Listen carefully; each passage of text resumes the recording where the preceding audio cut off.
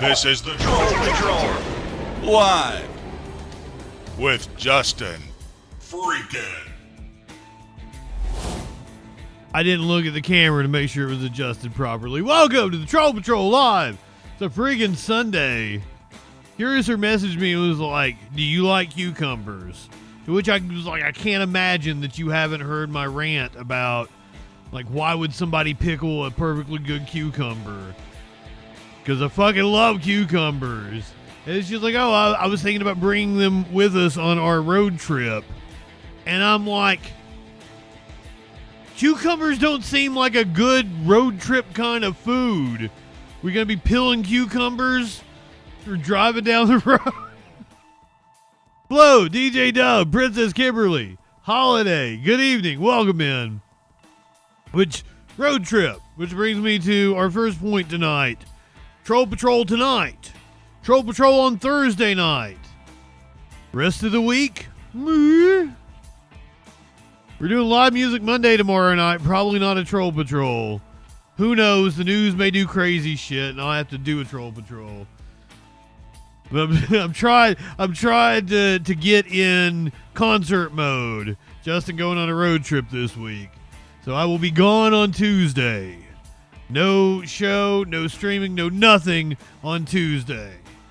On Monday night, we're gonna do live music Monday. We're gonna do Sabrina Carpenter. Her set from Lollapalooza from a week or two ago. He was one of the headliners. The live music Monday tomorrow night. Sabrina Carpenter, Lollapalooza, yay. No show, no streaming Tuesday night. I'm sorry, that's like local Shasta stuff over on Echoplex. I apologize. I try to give you alternatives. If you don't want to do Shasta County stuff. But I will be out of town. Possibly getting some hot chicken. We were debating on which restaurant we were going to. I like the idea of hot chicken. She also proposed this awesome burger pharmacy. They got the authentic soda jerk and shit. So I don't know. Kind of hard to go to Nashville and not get hot chicken though. Wednesday night, I'm going to just be getting back about the time I'll be usually streaming. That's why I'm saying probably not a Troll Patrol. Might stream something. Depends on how I feel when I get back Wednesday evening. And then Troll Patrol back at you on Thursday night. That's the week we got coming up.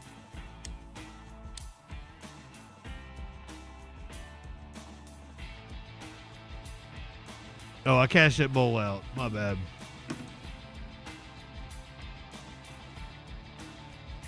So, yay. What we got coming up tonight? Crazy shit. We're going to be talking about Russia, Ukraine, as Trump is saying he's going to be meeting with Putin and Zelensky. Maybe Zelensky? Man, who knows if Zelensky will be invited to talk about the terms for a ceasefire for his own country. We don't know. Possibly he'll be there. Possibly he won't. We'll get to that. Israel has killed multiple journalists in Palestine. Ryan Grimm putting forward the notion they're doing it because they knew they would never leave Gaza City, and they did it to take out pretty much the last remaining journalists before they completely level the place in the coming week, possibly. It seems like they're gonna move ahead with their total annihilation of Gaza imminently. Meatcakes, welcome in. This is of course while the UK had massive protests for Palestinian rights. Families on both sides are pleading for a ceasefire. We're gonna hear from Palestinians and Israelis their reaction to Netanyahu's genocidal plan to take over Gaza. Trump announces a Armenian-Azerbaijan ceasefire. We've had this in the past, though. Trump will announce ceasefires, and then the principals will be like, "We didn't agree to a ceasefire. He's just saying that."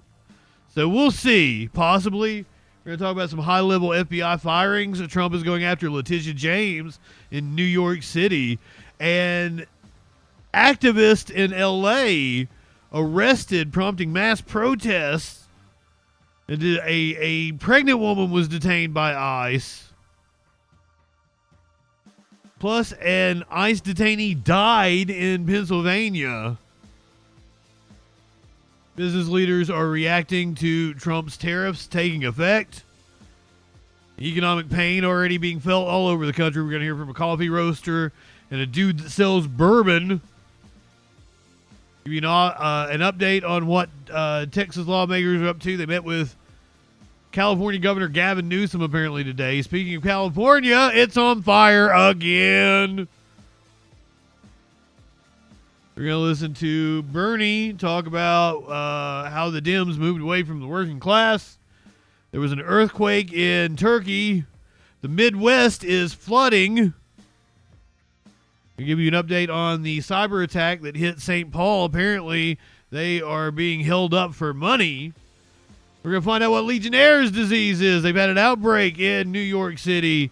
A dude, apparently a right-wing nut job, tried to shoot up the CDC. California cop has killed his roommate.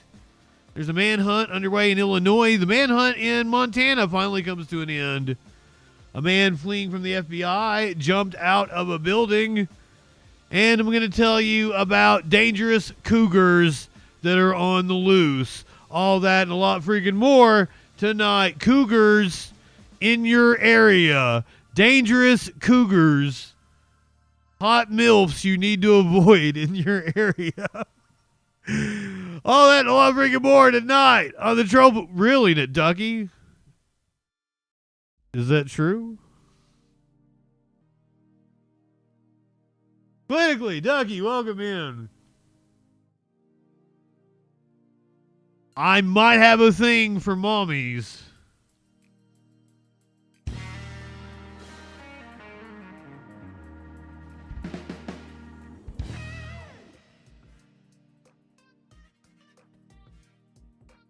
I have never really discriminated based on age. But looking back on my dating history, they do tend to be older. They do tend to be older. And this goes all the way back to like I'm in like 5th grade. I'm on the back of the bus sitting on some high school girl with big knockers lap.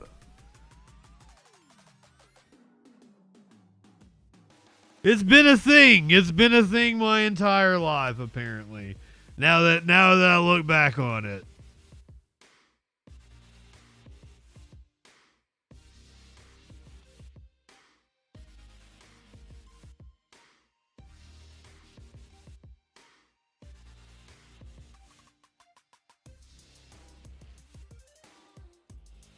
When I was like 19, maybe 20, I had a girlfriend that was like 38 or 39.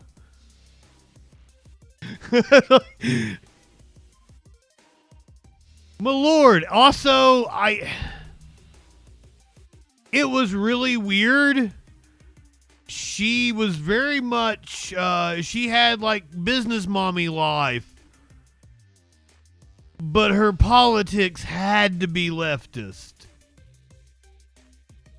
But she like played golf with the people in the Rotary Club and shit. It was, but she and I watched Bill Hicks together on a date one night, like her copy of a Bill Hicks VHS. So I was like, and she was a swinger and shit. So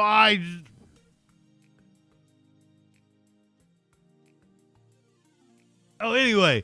Dangerous cougars on the loose, all that and a lot freaking more. Tonight on the Troll Patrol Live. Good evening. Welcome in.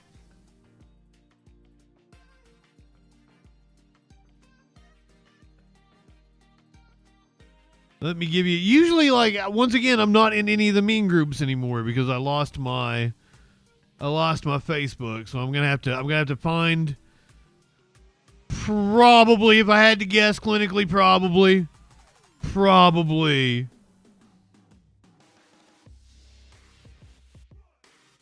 a libertarian a little different, and this would have been like 2004, 2005. So here's your dog, because usually I try to have memes that have something to do with a clip we're gonna play in the show or something. I don't have access to on-demand memes anymore. Was it really worth it? War Machine, welcome in. Flo hit me with the no cussing. Already. Well, let's get to the news, I guess. Carla, welcome in. Was it worth it for your mushroom pizza? That poor kitty. You guys probably want to see a little kitty nose, don't you? Before we get started with the news.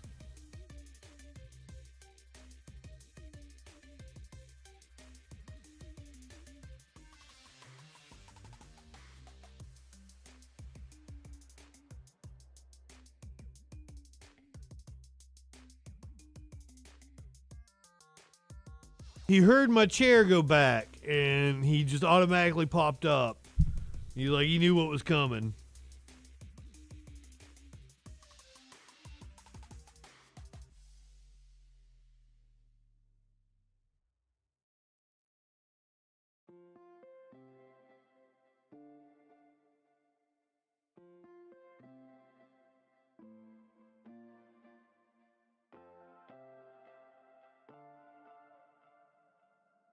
Lady Hotness. Welcome in, Lady Hotness. Did I don't think I went down. I think it's just you, bro.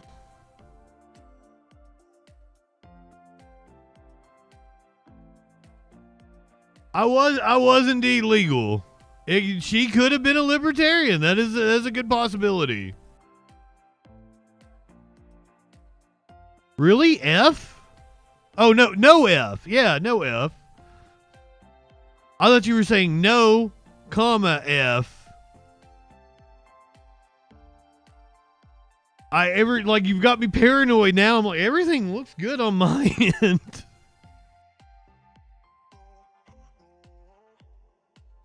Let's get to the news. Let's get through this. Ugh. Let's start off tonight with the meeting supposedly going to be between Trump and Putin, maybe Zelensky. We don't even know at this point in time. Zelensky not dropping his conditions for entering into talks with Putin. The White House now says Donald Trump is open to having Ukraine's president join this Friday's high-stakes summit with Vladimir Putin in Alaska. Both Vladimir like those glasses. And leaders of the allied nations insist Ukraine must have a place at the table for the talks to be meaningful. These maps show how the 3.5-year war has changed the face of Ukraine. On the left, the colored sections show the land annexed or controlled by Russia and separatist forces back in 2022. On the right, the huge swath of territory that Moscow forces have captured since, representing now about 20% of the country. CBC's Julia Chapman is following developments. She joins us now from London. So, Julia, what is the prospect of Zelensky and Putin attending this Alaska summit together? Well, U.S. Vice President J.D. Vance has just given an interview to Fox News where he said the U.S. is in the process of scheduling a meeting between Vladimir Putin and Volodymyr Zelensky. But he said any such meeting ahead of the Trump-Putin summit would not be productive. Now, that suggests that a trilateral meeting on Friday isn't being discussed. But J.D. Vance says... I've got the one bud left because I played video games all night last night. I'm saving it for after the stream. I took my rips before I got on. See if there's something left in my bong, though. Dialogue is welcome in, Curiouser. War in Ukraine. Here's some of what he had to say. Fundamentally, this is something where the president needs to force. Maria Bartiromo can be my GOP mommy.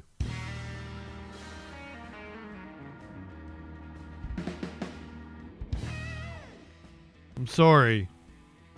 No, I disappoint a lot of you. President Putin and President Zelensky really to sit down to figure out their differences. We, of course, condemn the invasion that happened. We don't like that this is where things are, but you've got to make peace here. And the only way to make peace is to sit down and talk. You can't finger point. You can't, wag your finger at somebody and say, you're wrong, we're right. The way to peace is to have a decisive leader sit down and force people to come together. Whether or not Zelensky is involved in Friday's talks, J.D. Vance insisted that there is an open dialogue with Ukraine. The White House, as you say, has said it's open to a trilateral meeting in principle, but the Kremlin has requested that Trump and Putin meet alone. Vladimir Putin said last week that the conditions for him to meet his Ukrainian counterpart haven't yet been met. Many analysts say that those conditions are unrealistic and that Putin has no intention of having a meeting with Zelensky. And if he doesn't, the Ukrainians are skeptical that their interests will be sufficiently represented. Donald Trump has spoken of swapping territory as part of a U.S. proposal, something that Kyiv has already ruled out. Swapping territory. Its red lines, and it's trying to make those very clear to the U.S. side ahead of the summit on Friday. It's interesting, Julie. I mean, it feels like this summit, the shape of the summit is changing, but the Americans are only willing to go swap not territory. Through how Zelensky and the European allies that you're hearing from are reacting to word of this big summit in Alaska. Well, there is concern in Kyiv and other European capitals that when Trump and Putin meet, they'll try to force an unfavorable deal on Ukraine. The European Union's foreign policy chief, Kaja Kallas, has called an extraordinary meeting of foreign ministers on Monday. She says the U.S. has the power to force Russia to negotiate seriously, but she insisted that any deal shouldn't be a springboard for further Russian aggression, expressing a fear that many have that if Ukrainian land is given to Russia, that Vladimir Putin will try to go after other countries, for example, the Baltics. European leaders, including those from the UK, France, and Germany, issued a statement overnight. They said that Ukraine has the freedom of choice over its own destiny. Meaningful negotiations can only take place in the context of a ceasefire or reduction of hostilities. The path to peace in Ukraine cannot be decided without Ukraine. And they went on to say that borders mustn't be changed by force. Many in Ukraine and Europe are concerned about their security, fearing that Friday's summit won't take into account their interests. But J.D. Vance, as we've been hearing, says they are working to find a negotiated settlement that won't make everyone happy, but will allow them to live in peace. Very interesting to hear about concerns from the EU of precedent being set. CBC's Julie Chapman in London. Thank you. For more analysis on this from the perspective of Ukraine, we're joined by Ukrainian MP Kyra Rudik. She joins us from Kiev. Kyra, thank you for making the time. So Friday's ceasefire deadline came and went kind of just with a bit of a murmur, not so much a big deal considering how much Trump was talking about it before. And now the U.S. president... Exactly, Krill. Why would we be negotiating on behalf of Ukraine handing over territory that Russia illegally seized? Russian President Vladimir Putin next Friday to discuss ending this war in Ukraine. How surprised are you that this is where we now find ourselves? Hello, Eli, and thank you so much for having me. I wouldn't say that we are surprised. I would say we are very skeptical here. First, because every previous time when President Trump was talking to Putin or trying to negotiate with Putin, Putin would attack Kyiv brutally with the drones and missiles. And this is why right now we are only concerned. He launched another attack overnight. If we will be able to sustain yet another attack on our country. Second question is, basically, President Trump didn't get anything of Putin, neither ceasefire nor any agreement to do anything, and he hasn't used any of the cards that he has in hand, including sanctions, tariffs, additional military support to Ukraine.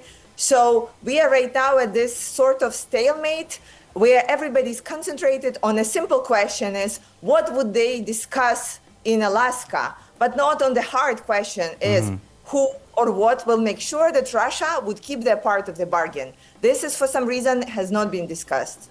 Here you talk about Trump not using his cards, and it's interesting because his tone coming up to this summit was actually quite harsh on Putin and then seems to have changed. Do you have any hypothesis? I'm going to make it through the 10 minutes by just watching this report and not saying anything, which was 10 minutes long.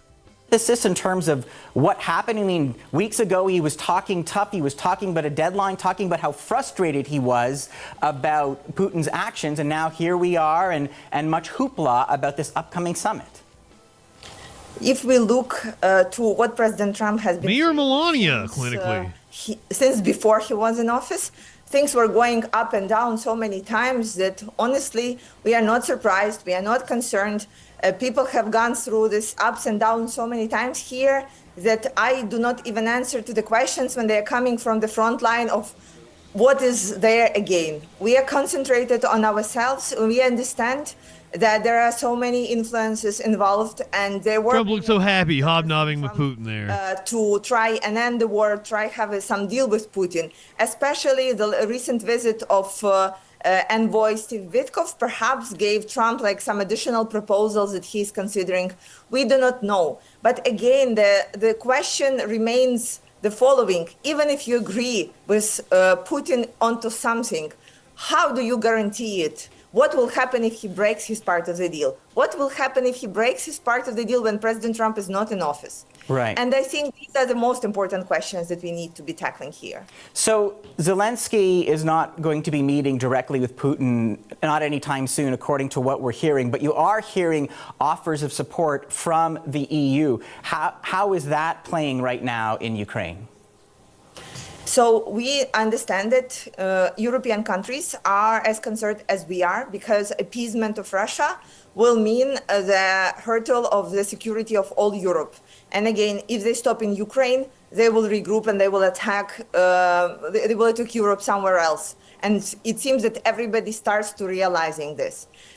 We appreciate that our European allies are standing firm and supportive, but the main question is still like, Flo, I'm not sure that they ever had the ICBMs that you would need to transport the nukes. Now, they did have a very high-level nuclear program once upon a time. Our treaty was for them to not pursue nuclear armament, as I understand. I don't know that they had nukes, or did we actually take nukes from them? Somebody could correct me on that if I'm wrong. Has everything been done to exhaust all the other options in supporting Ukraine? Where are the sanctions that the European leaders has promised when they were here in Kiev in May? I think right now is a good time for everyone to push as hard as they can in what is in their capacity. And this is why we are hoping that European leaders will not only show their support, but actually come to execute on some of the promises that have been made, including the sanctions on Russian Shadow Fleet and including sanctions on Russian oil. So you talk about sanctions. Oh, they gave them back to Russia. Actually surfaced this idea that the agreement would involve some swapping of territories. Now, Zelensky has already said Ukraine will not surrender any territory to Russia, but given that contradiction there, what is at stake for Ukraine? Are Ukrainians willing to actually sacrifice territory for a long, fought for peace? Eli, when people are asking those questions, like, are you ready to swap the territories? It's just useless question without an answer. How do we make sure that in a year Russia would not take those territories back? And before you answer this question, like, there is no talk about swapping territories, agreements, anything, because we have been in those so-called ceasefires with them since 2014, dozens, if not 100 times, when they were breaking their part of the deal, and the world was watching and was being concerned. This is why people are not even considering this as some reality, because the question about how do we move forward from here is not being answered. This is why here everybody is very skeptical. Before you talk about pressuring Russia into doing what they have said that they will do, like, it's just pointless. Well, there is so much of... I thought they said long hot fart as well. Long hot fart as well. From inside. God damn it. She mentioned Steve Witkoff. Witkoff went on. Oh, no, I'm sorry. This is U.S. Ambassador to NATO, Matthew Whitaker.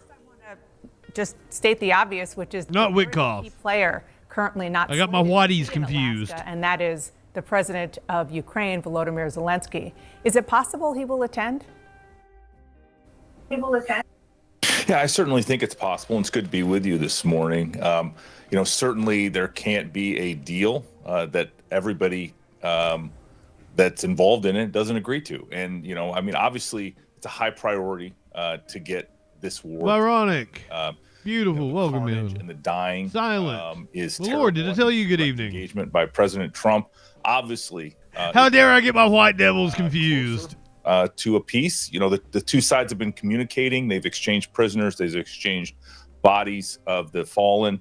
But if we can get a deal done on terms that both sides agree, that will save thousands of lives. And ultimately, I think that's worth at least seeing if there's a chance to get that done. You say it is possible that President Zelensky joins Presidents Putin and Trump in Alaska. Where do those discussions stand? Well, obviously, the decision is going to be made by President Trump. He agreed to meet with President Putin in Alaska on Friday. And if he thinks that is the best scenario to invite Zelensky, then he'll do that. And again, we have, today's Sunday. The meeting's happening on Friday. There's time to make that decision. No decision's been made to this point.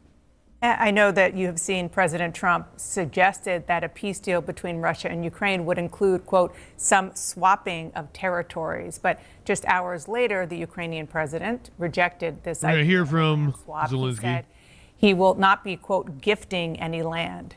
Is ceding Ukrainian territory still on the table? Still on the table. Both sides, again, are going to have to agree to end this war. And, we've seen only one side is being an aggressor. Context where to get a line that both sides can agree to, certain, strategic pieces that benefit either side are exchanged in order to make sure that they can both defend their territory successfully. So, the technical people are talking, which is good news, because those are the ones that are going to say if land and what land would need to be swapped or exchanged. The technical people are talking. I think, I took Zelensky's comments at face value, which is that no big chunks or, sections are going to be just given that haven't been fought for or earned on the battlefield. But I come back to that's a caveat he did not include. This war to end. We could save thousands of lives with a deal. And I think that by both sides communicating, by President Trump meeting in Alaska on Friday with either one or both of the combatants, I think this is exciting. And I think President Trump's really the only one that could make this happen. He's the sole reason that I think this meeting is happening on Friday.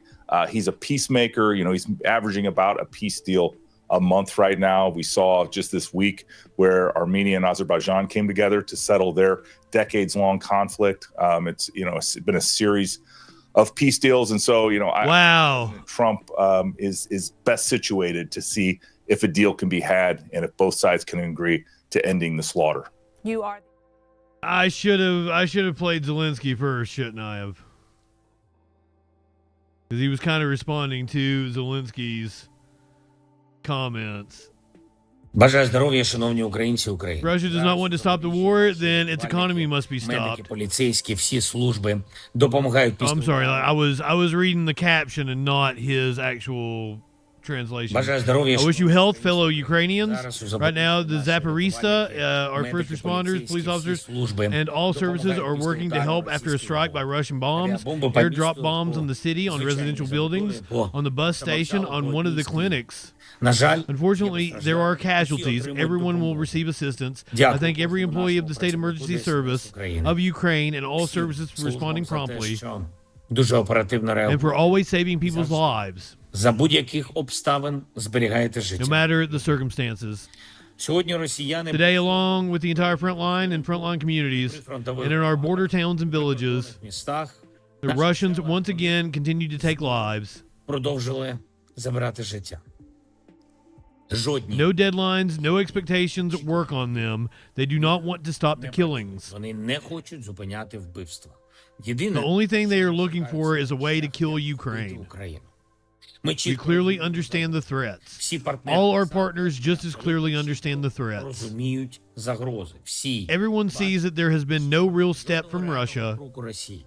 До миру. towards peace, no action on the ground or in the air На землі чи в повітрі. that could save lives. Зберегти життя немає. Тому потрібні That is why sanctions are needed, pressure is needed, сила. strength is needed, the strength first and foremost Штатів. of the United States, the strength of Europe, the strength of all nations in the world that want peace and stability in international relations. Відносно. If Якщо Russia does not want to stop the war, зупиняти війну, значить then треба its economy must be stopped. її економіку. It sounded like he said he. These days we're speaking almost around the clock with everyone who respects international law. Будуть ще There will be more meetings and contacts. Just today I spoke with the Prime Minister of Sweden, з прем'єр-міністром Швеції, з the President of Kazakhstan, and and the President of Azerbaijan. також We also spoke with the President of France. There is clear support for our independence, our sovereignty, незалежності, нашого суверенітету, and the territorial integrity of Ukraine. The war must be ended as soon as possible with a just peace. чесний мир. A just peace is needed. This is clear support for the principle that everything concerning Ukraine must be decided with Ukraine's participation, Так само just as it should be for every other independent state. кожної іншої незалежної держави. Всіх. Everyone must be respected. Дякую всім. I thank all those who share this position with Ukraine. Також We are готові also preparing with Sweden new steps in the development of our Ukrainian combat aviation. This can be a major project for decades to come. I would also like to separately highlight our energy cooperation with Azerbaijan. We value it greatly. Сьогодні Today with President Aliyev, ми обговорили Aliyev, російські we удари discussed, саме по тим, I'm sorry, I missed part of that. Aliyev, I guess that's the president of Azerbaijan. We discussed the recent Russian нещодавні російські удари strikes саме specifically on those energy facilities об'єктам, які that connect Ukraine and Azerbaijan. Azerbaiján. It Очевидно, is obvious that these are deliberate attacks, так. І не тільки not only on these facilities, but also on our cooperation. It is especially valuable to me. The president of Azerbaijan assured that this is also Ukraine's position, що ми, that we will continue our cooperation despite any challenges. попри будь-які виклики, звісно, Of course, our team is working with the United States. Сполученими Штатами Америки, Not a single day goes by without communication комунікацію щодо on того, how to ensure real що peace. справжній мир, We understand Russia's intention to try to deceive America. Америку, ми не We допустимо. will not allow this. I greatly value the determination with which President Trump is committed to bringing an end to the killings in this war. Зупинити смерті у війні. І щодня Every day, many people are giving their lives. He basically just came out and said Trump is stupid, and that is how Russia is trying to play the United States. але єдиною But the sole root cause of these killings is Putin's desire воювати. to wage war and manipulate everyone З ким he він? has come into contact with. Ми в We Україні in Ukraine know Russia well, and that is why, в in надзвичайно extremely difficult circumstances, українці витримали вже Ukrainians have endured more than 3 years of full-scale war. We will certainly defend our state and our independence. захистимо свою незалежність. Дякую. I thank everyone who is helping. Ще One одне more thing. Today there was a report from the commander-in-chief, Олександра Сирського, в тому числі including on the situation in the Sumy region. We продовжує continue to drive Russian forces out of our land. з нашої землі. Є. There are much needed results. Я I дякую thank every soldier, sergeant, and officer defending Ukraine. офіцерам, які захищають Україну. Our Наші Sumy region, Kharkiv region, and Donetsk region, Munsk region, and Zaporizhia region, and Kherson region for successful actions in the Sumy region. Я хочу I would like to particularly commend 33 the 33rd and 225th Separate Assault Regiments, полки. Також as well as the warriors of the Special Operations Forces. Дякую вам Thank you за стійкість. for resilience and the destruction of the occupier in the Pokrovsk direction, which remains very important, extremely challenging. Я відзначу I commend the 14th Operational Brigade. This is just fucking. This is like rah-rah for their commanders kind of deal. Welcome in, Lenny.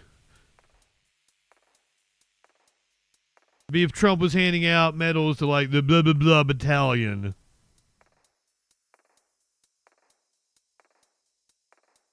Let's hear from Ukrainians living here in the United States that have lost their protected status due to Trump. In just 6 days, President Trump and Russian President Vladimir Putin are expected to discuss a possible ceasefire in the war that started 3.5 years ago when Russia invaded Ukraine.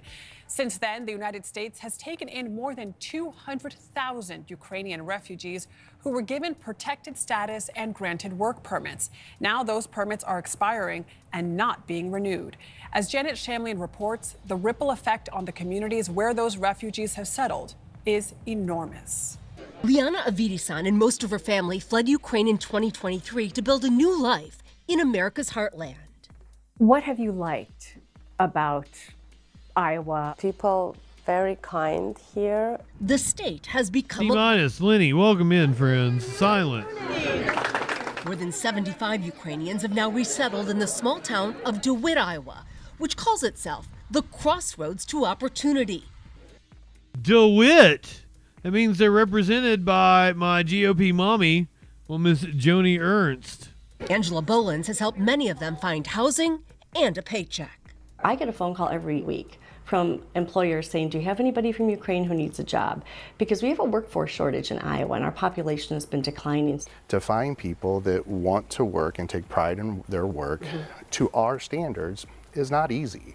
I want more Ukrainians if they want to. More? Absolutely. Sam Hare runs this window replacement company and employed Avidisan, her husband, and cousin.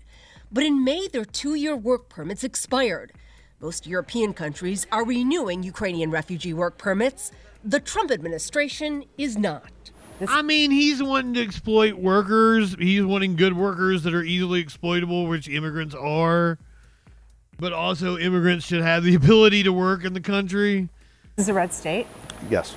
Who did you vote for? I voted for Trump. If you had the president or the administration's ear, you would say what? These people are hard to find and come by. They've been through upheaval just to get here, and then all of a sudden, what they thought they were building towards is shaken. When people do the right thing and follow the rules, they should be rewarded. If you could talk to President Trump, what would you say? All Ukrainians have their jobs. They pay taxes. I think it's fair to give them chance. So you bought this house? Yeah, we bought this house. That's a pretty big deal. Yeah. If you had to sell the house to leave here, how would that be for you? It will break my heart, really. Some might say they were never promised that they could stay here permanently. So why shouldn't they have to move on? They were promised to stay until it's safe to return. It's not safe to return. It's not even close. And when we make a promise to people, I feel we keep it. Bolin says many more work permits are about to expire, leaving Ukrainian refugees in limbo. They may not be forced to leave, but without a job, they can't afford to stay. Yeah. Can you imagine what that uncertainty must be like for these families? No. I lay awake at night sometimes worrying about my son and whether or not he, did well on a math test. Can you even imagine laying there at night wondering, am I going to have to pack up tomorrow? It sounds like you feel guilty. I feel very guilty. Yeah. We've been the big brother to Ukraine for many, many decades. These families know America and our kindness and our generosity better than we do. Thank you. And I'm the one that brought them here. Yeah. And now I'm going to put them through that trauma again by making them have to go back to Ukraine or to another country. Would you go back to Kyiv? It's not safe to go back to Kyiv. Every day, every night, it's bombing, and I have a lot of... Kyiv, really pretty. I had to download a picture of it for the thumbnail for the show on YouTube. Check that city out. Look how pretty that is. What a gorgeous area. Ugly ass smokestacks in the background, but other than that, videos. 10 out of 10 would fuck that city.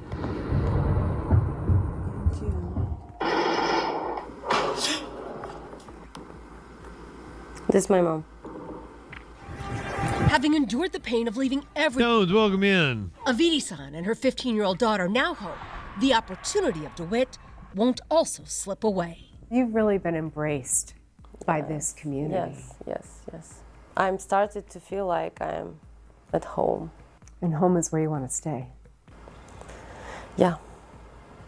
For CBS Saturday Morning, I'm Janet Shamlian in DeWitt, Iowa.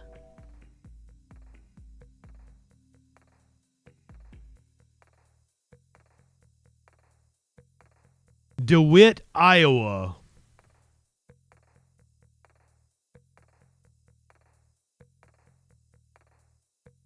Which means their senator.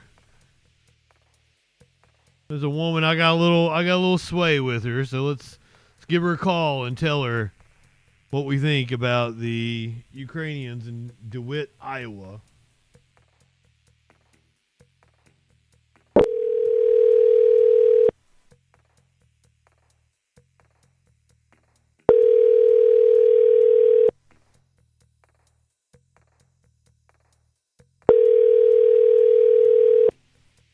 I make no promises. No simping. You have reached the office of Senator Joni Ernst. Please leave a message. Record your message at the tone. When you are finished, hang up or press pound for more options. Hey, Senator Ernst, this is Justin Freakin, host of the Troll Patrol Live on Twitch and YouTube. Just wanted to give you a call. I thought you looked amazing at your town hall that you had, 3 or 4 days ago? Doing a great job, Senator. Anyway, we were watching a news report on Ukrainians living in DeWitt, Iowa, and they're very scared about losing their work visas and having to go back to Ukraine, despite the fact that the United States said that they would protect them until it was safe for them to return home. I would like to advocate for you to help those poor refugees out and renew their work visas so that they will be able to afford to live. We even heard from a business owner said they're great workers. We need more workers like the Ukrainians. So this should be right up a Republican mommy's alley like you. You know, good workers, hardworking people. We promise to help protect them. Please renew their work visas, Senator Ernst. And if you're looking to go out on a date, if you're ready to move on from your husband that you've been going through a divorce with, I'm still here. 917-830-4359. Give me a call back. Would love to take you out. Have a great evening, Senator Ernst.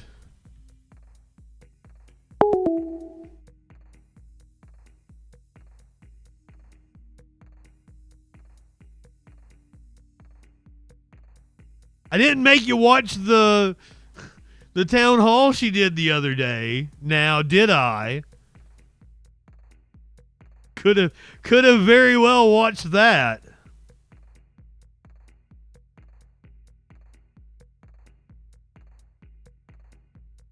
I would go on a date with her, Krill. Like, I don't...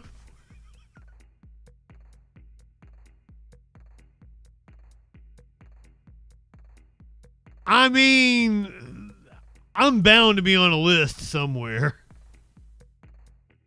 Is it a good list or a bad list?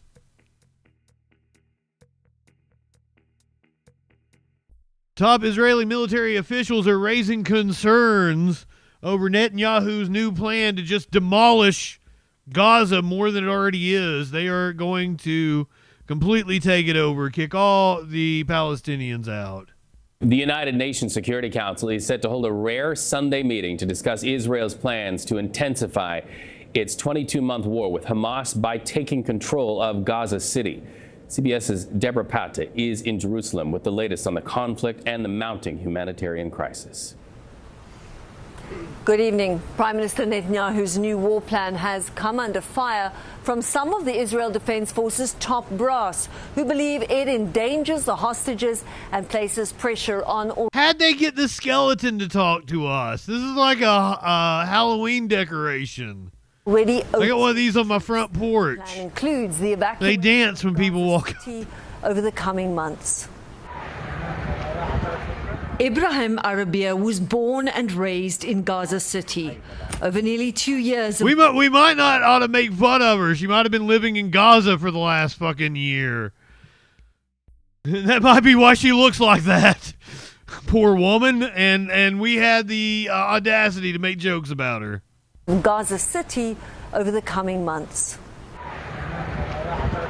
Ibrahim Arabia was born and raised in Gaza City. Over nearly 2 years of war, he has been repeatedly displaced, unable to find a safe haven anywhere. We've seen death many times. I lost my nephew and my brother. Both he and his wife were injured in an IDF attack, but finally they returned here, setting up a makeshift shelter near where they once lived, determined this would be the last time they moved. Well over 500,000 Palestinians call Gaza City home. It was under siege for over a year as the IDF tried. We spent how many months listening to people like, do you condemn Hamas? Do you condemn Hamas? Listen, fuckers, I condemn this shit. Do you condemn this shit? Why are people not asked that when they go on the morning news shows? Why are they not asked if they condemn the starvation of Palestinian people? Root out Hamas and shooting kids in the head. January, when hundreds of thousands of residents returned. Now they are facing yet another forced evacuation. I'm worried about my family. I'm scared the attack might be even harder than before. It's a terrifying situation with no food and no water. Every meal, no matter how meager, is precious. Each day, a struggle for survival. But this shattered land of rubble and ruin is where all Arabia's... And my God, was it the New York Times that came out and accused the one reporter of like staging, or it might have just been an op-ed in the Times. They accused a reporter of staging a photo just because he was there taking the photo. Oh, there's no starvation in Gaza. This was staged. Disgusting. Memories are, and sometimes it's too much. It was a place of love and peace, with people in the streets, full of joy and laughter. My father is buried here. My brother, my grandfather. I won't leave. And not buried in a cemetery. The people of Gaza who are desperate for a deal. Tonight there were demonstrations across Israel, read, calling for the hostages to be freed and demanding an end to the war. Deborah Pata, thank you. Let's hear from both Palestinians and Israelis about the Netanyahu plan to completely take over the Gaza Strip. Netanyahu's decision to occupy Gaza is like there's nothing left to occupy in the first place. Thousands of deaths every day, around 100 150 people die daily from starvation on top of the starvation we're going through.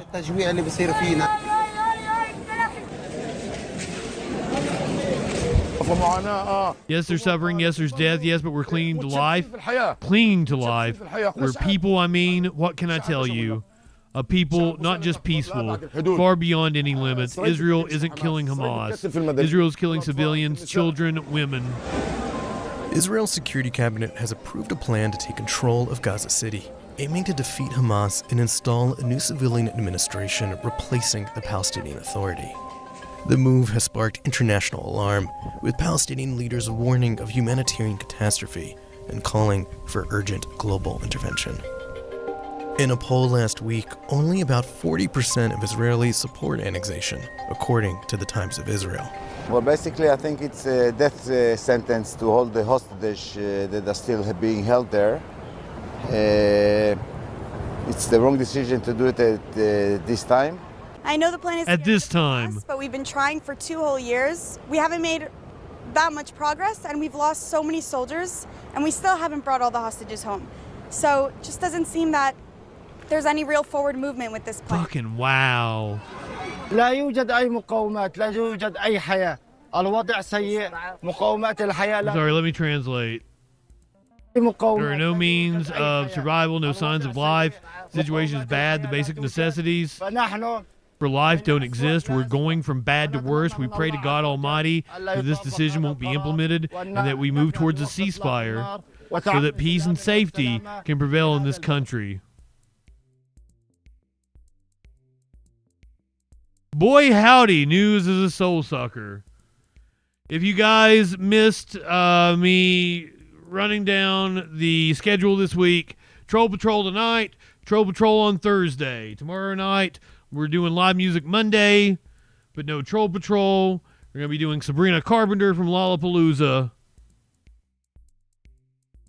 Wednesday, I might stream something,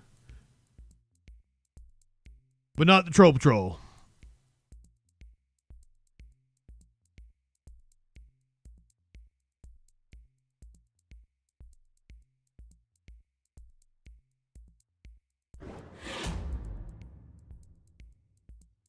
And here's your real kick in the balls. Anas al-Sharif among the 5 Al Jazeera journalists killed by Israel in Gaza. As Ryan Grimm said on Twitter, Israel knew that they would not leave Gaza City, so they just killed them to prepare for their upcoming siege. Hani Mahmoud is on the phone from Gaza City. Hani, what do we know?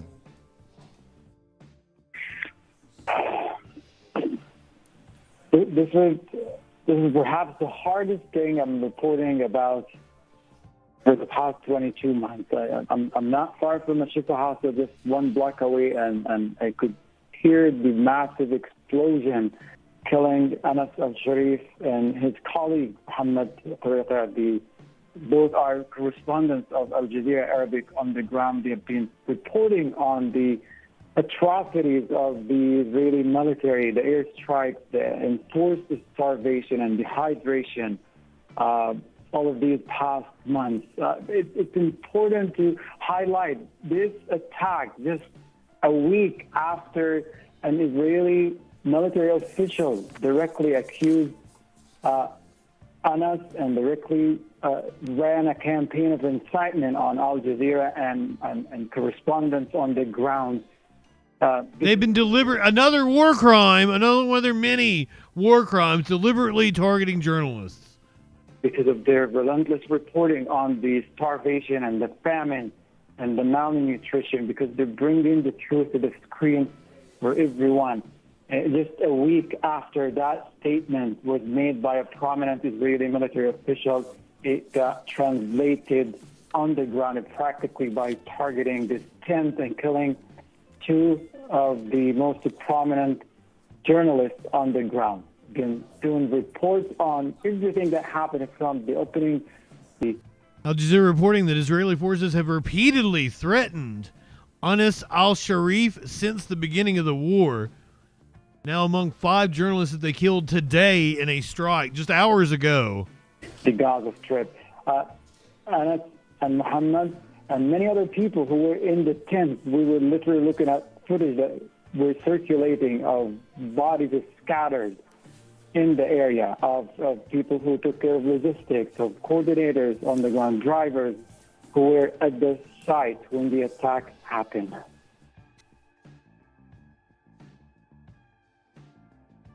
That was one of the correspondents reporting on his own colleague's death.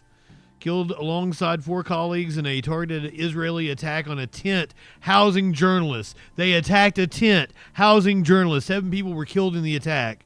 The tent was located outside the main city of Gaza City's Al-Shifa hospital. This was late on Sunday evening. They included Al Jazeera correspondent Mohammed Kurekbi, camera operators Abraham Zahir, Mohammed Nafel, and Moamin Alawa. Shortly before being killed, Al-Sharif, a well-known 28-year-old Al Jazeera Arabic correspondent who had reported extensively from northern Gaza, wrote on X that Israel had launched intense concentrated bombardment, also known as fire belts, on the eastern and southern parts of Gaza City. In his last video, the loud booms of Israelis' intensive missile bombing can be heard in the background.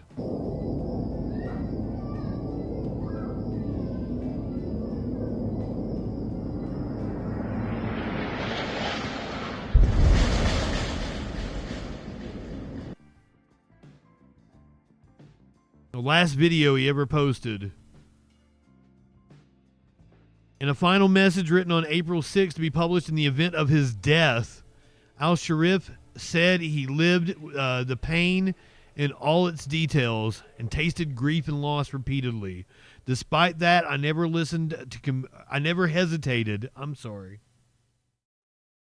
Despite that, I never hesitated to convey the truth as it is, without distortion or misrepresentation, hoping that God would witness those who remained silent, those who accepted our killing, and those who suffocated our very breaths. Not even the mangled bodies of our children and women moved their hearts or stopped the massacre that our people have been subjected to for over a year and a half.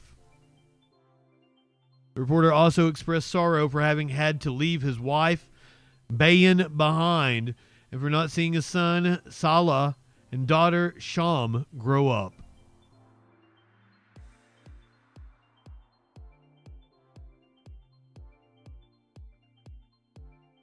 In a statement, Al Jazeera Media Network condemned the killings as yet another blatant and premeditated attack on press freedom.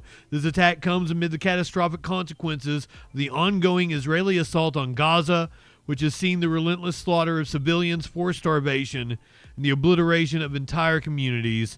The order to assassinate Anas al-Sharif, one of Gaza's bravest journalists, and his colleagues, is a desperate attempt to silence the voices exposing the impending seizure and occupation of Gaza. Al Jazeera called on the international community and all relevant organizations to take decisive measures to halt the ongoing genocide and end the deliberate targeting of journalists. Al Jazeera emphasizes that immunity for perpetrators and the lack of accountability embolden Israel's actions and encourage further oppression against witnesses to the truth.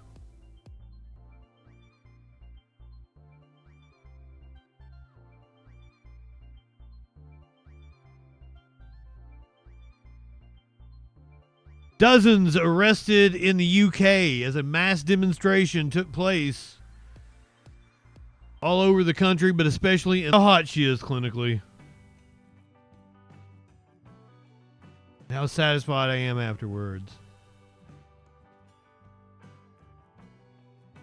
I appreciate the Brits stepping up to protest, because here in the US, we got a lot of shit to protest, not necessarily just the action in Gaza. Protests against the mass immigration raids popping up in LA over the weekend. Now at 10:30, taking back MacArthur Park. That's a message protesters are sharing. They also had a Palestinian sign. This is all imperialism. Last month, the group calling for an end to the raid, saying that they will not back down. KTLA's Lindsay Pena has more. How dead? Like fresh? Yeah, probably. Like 2 days? No. Now where on that scale? That's debate. That is something that's debatable. Not whether a sign constitutes. They get cold pretty fast, as I understand it. More from MacArthur Park. It's been Shelley, welcome in. Since federal agents and troops conducted an operation here in LA's MacArthur Park. Today, a group of protesters gathered to call for an end to the ongoing ICE raids in Los Angeles.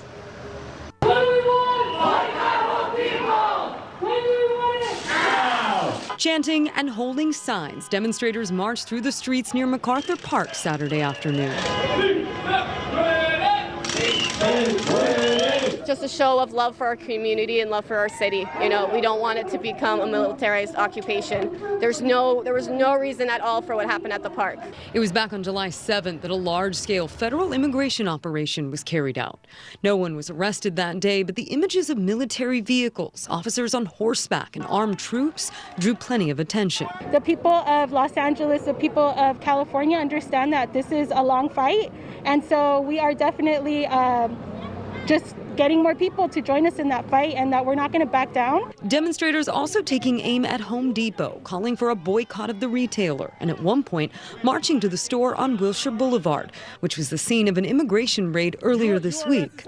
Dubbed Trojan Horse, the operation used agents concealed in a moving truck. Disgusting. 16 undocumented immigrants. The Home Depot has a responsibility to, number one, make a statement about what's going on, demand that these unidentified masked men state who they are, not just allowing them free access to their property, to their stores, and to pay some reparations to the families that have been impacted. We reached out to the Home Depot, which sent the following statement to KTLA. We aren't notified that ICE activities are going to happen, and we're not involved in them. In many cases, we don't know that arrests have taken place until after they're over. We're required to follow all federal and local rules and regulations in every market where we operate. Today's rally and march lasted a few hours and ended peacefully. In MacArthur Park, Lindsay Pena, KTLA 5.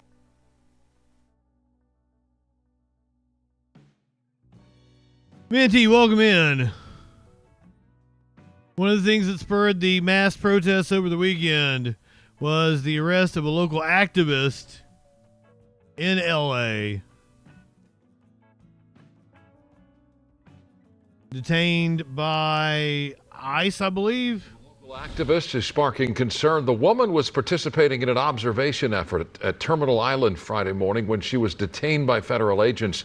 Amanda Trebach is a U.S. citizen. She's been reportedly monitoring the movement of federal vehicles patrolling San Pedro, Wilmington, and the Port of Los Angeles for months. And tonight, supporters of the activist are calling for her immediate release. KTLA 5's Mary Beth McDade is live in downtown L.A. with this story. Hi, MB.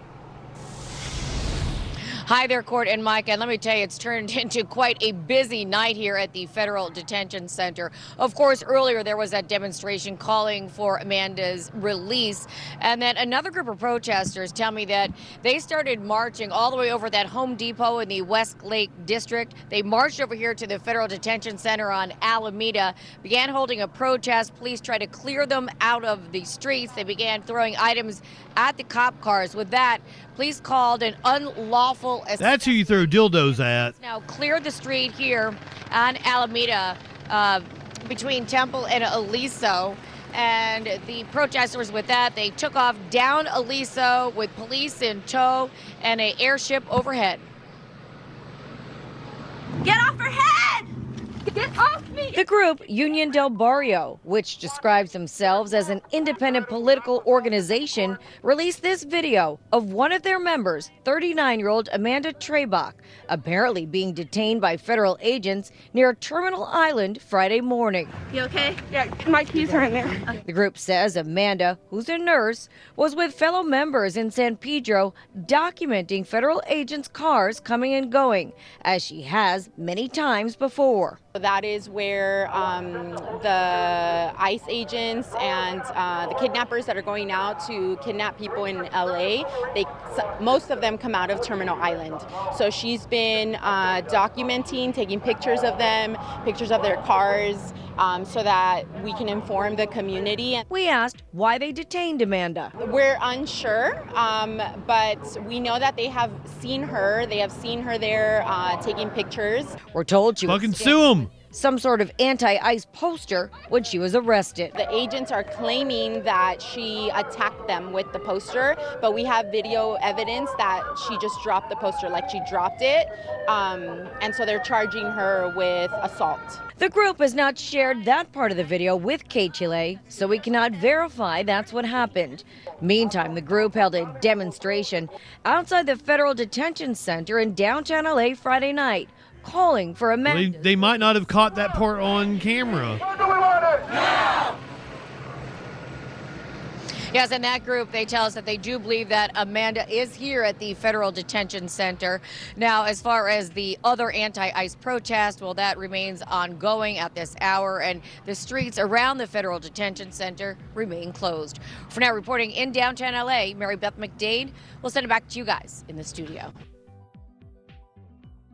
They also detained a pregnant woman. I think we've got words from her after she was released. Detained by ICE, pregnant U.S. citizen. Claims she is being stalked by ICE agents searching for her undocumented husband. Sabrina Medina was arrested yesterday after leaving a clinic for her pregnancy checkup. We spoke to her just moments after she was discharged from a local hospital because of abdominal pains. Our McCullough Medina joins us live. And Mac, you were able to speak exclusively to her? Right, we did that just a few hours ago. She says she's worried that her unborn baby could be injured, describing what she called was a rough arrest when it happened Wednesday afternoon. Her and her mother were both arrested. Her mother's undocumented. She's now here at the Federal Detention Center in downtown. She says she believes her and her entire family are being harassed and coerced by ICE agents who are continuing to look for her undocumented husband. They're trying to use me as bait for my husband. I told them I don't talk to him. I have no communication with him. They told me we can make this go all the way. We can make this go all the way, you know? Sabrina Medina says she took that as a threat. She says she's already encountered federal agents now 4 times, but this was the first time they arrested her. What's your name? My name is Sabrina Medina. Video on social media shows when it happened off Alvarado and 8th outside her health clinic Wednesday afternoon around 3. They could have killed my baby. She says agents roughed her up and pushed her belly against the car. She threw up, she says, and complained of abdominal pain. She was taken to a local hospital. She says agents were arresting her for an outstanding warrant from 12 years ago, a shoplifting charge. She thought the case had been closed. And fucking wow. You didn't know about it? I didn't know about it. She says agents left the hospital and have not followed up with her. But the first time she... From 12 years ago. 12, more than a month ago. She showed a surveillance video of when they came armed, looking for her husband inside her home. He's undocumented. His name is Jorge Saldana. DH Secretary Kristi Noem was outside observing at the time. Medina says her husband was convicted of assault with a deadly weapon a decade ago. She says he served his time and has not been in trouble since. And he's not been home since the raid started in June. She says the agents, though, keep coming. They're stalking me. They're violating my human rights. We reached out to DHS and ICE for comment about Medina's allegations and have not heard back. During the arrest Wednesday, her mom, 50-year-old Elizabeth Medina, was also arrested. She is undocumented, and now Sabrina claims agents are trying to coerce her too. They're telling my mom that if she don't turn my husband in, that what's it called it? They're gonna give her federal time. We also reached out to DHS as well as ICE about those claims as well. Again, they have not responded. Sabrina does say she actually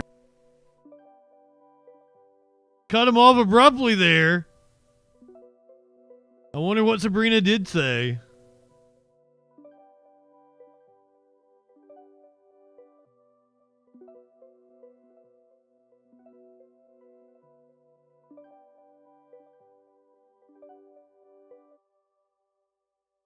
A Chinese man detained by ICE in Pennsylvania died by suicide. The death, the first in the Northeast in ICE custody this year, came at the largest immigration jail in the region. A young man locked up in a notorious U.S. Immigration and Customs Enforcement detention center in Pennsylvania took his life on Tuesday by hanging himself. This is according to a release from the government and communications between first responders reviewed by The Intercept. His is the first known death in ICE detention facilities in the Northeast this fiscal year.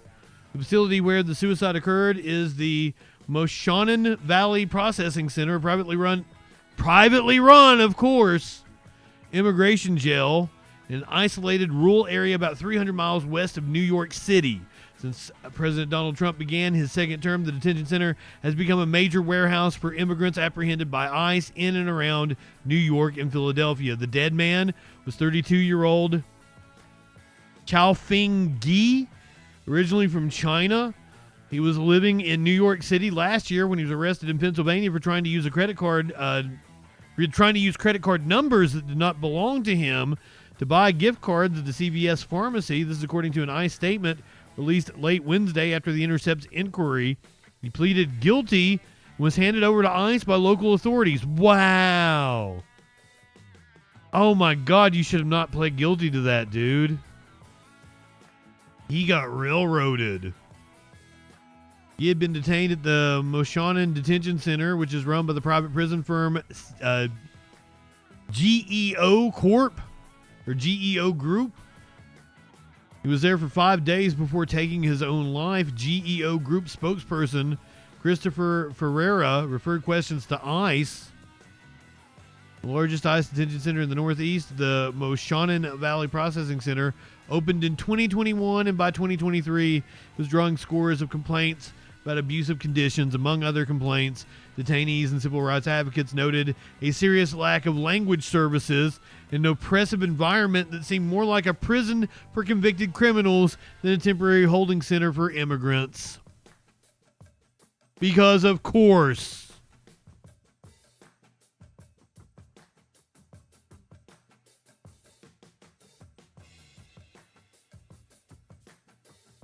It's all a business.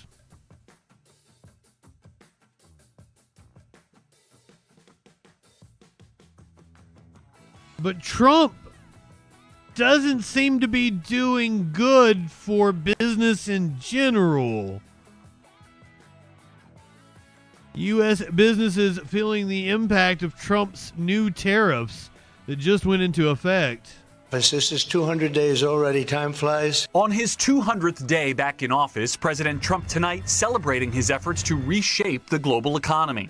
We have a country that's the hottest country right now anywhere in the world. The president's so-called reciprocal tariffs snapping into place on by what metric? Overnight, setting taxes on some foreign imports as high as 50%, with an average tariff rate of more than 17%, the highest since. Now, I did make the comment that, like, the U.S. had a very hot economy last year, at least compared to other economies in the world.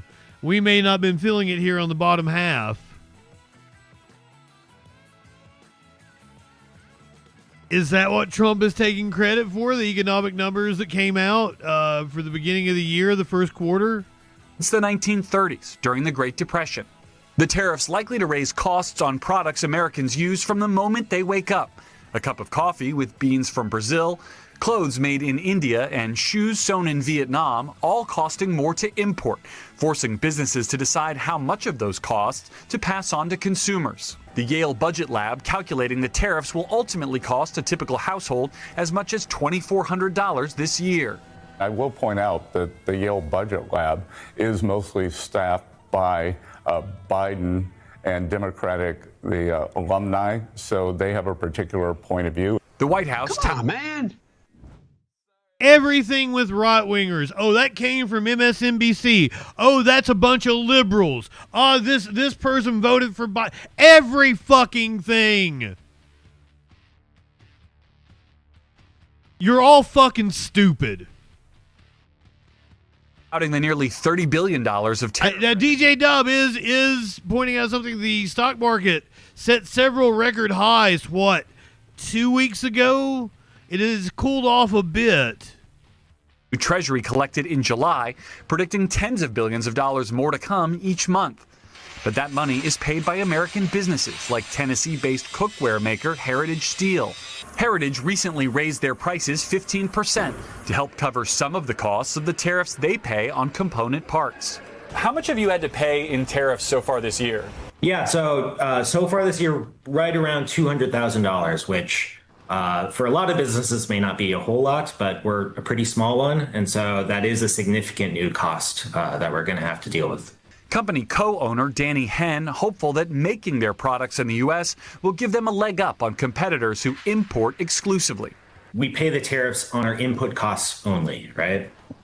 If you're fully importing a set of cookware in from China, you're paying the steel tariffs plus other applicable tariffs. As a small business owner, it kind of feels impossible to figure out and to navigate. Nicole McDonald's California-based company Sash Bag hit both by U.S. import taxes on the products they bring in from China and tariff retaliation from would-be buyers in Canada.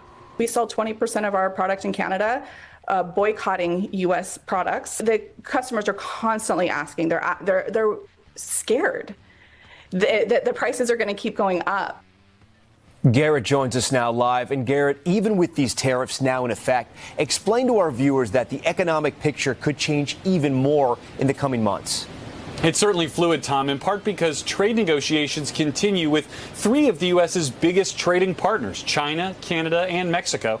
And the president is threatening tariffs that could double costs or more on imported medicines and high-tech products like chips and semiconductors. Tom?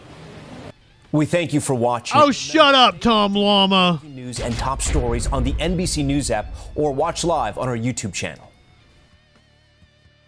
I miss Lester. It's anecdotal, but like, I have ran my own business for 7 years now, and I've not been working these last few weeks. I've had very, very little work. I used to not have to put in any effort, and people were begging me to do work for them. I put in effort over the last month and haven't had any jobs. So something seems off.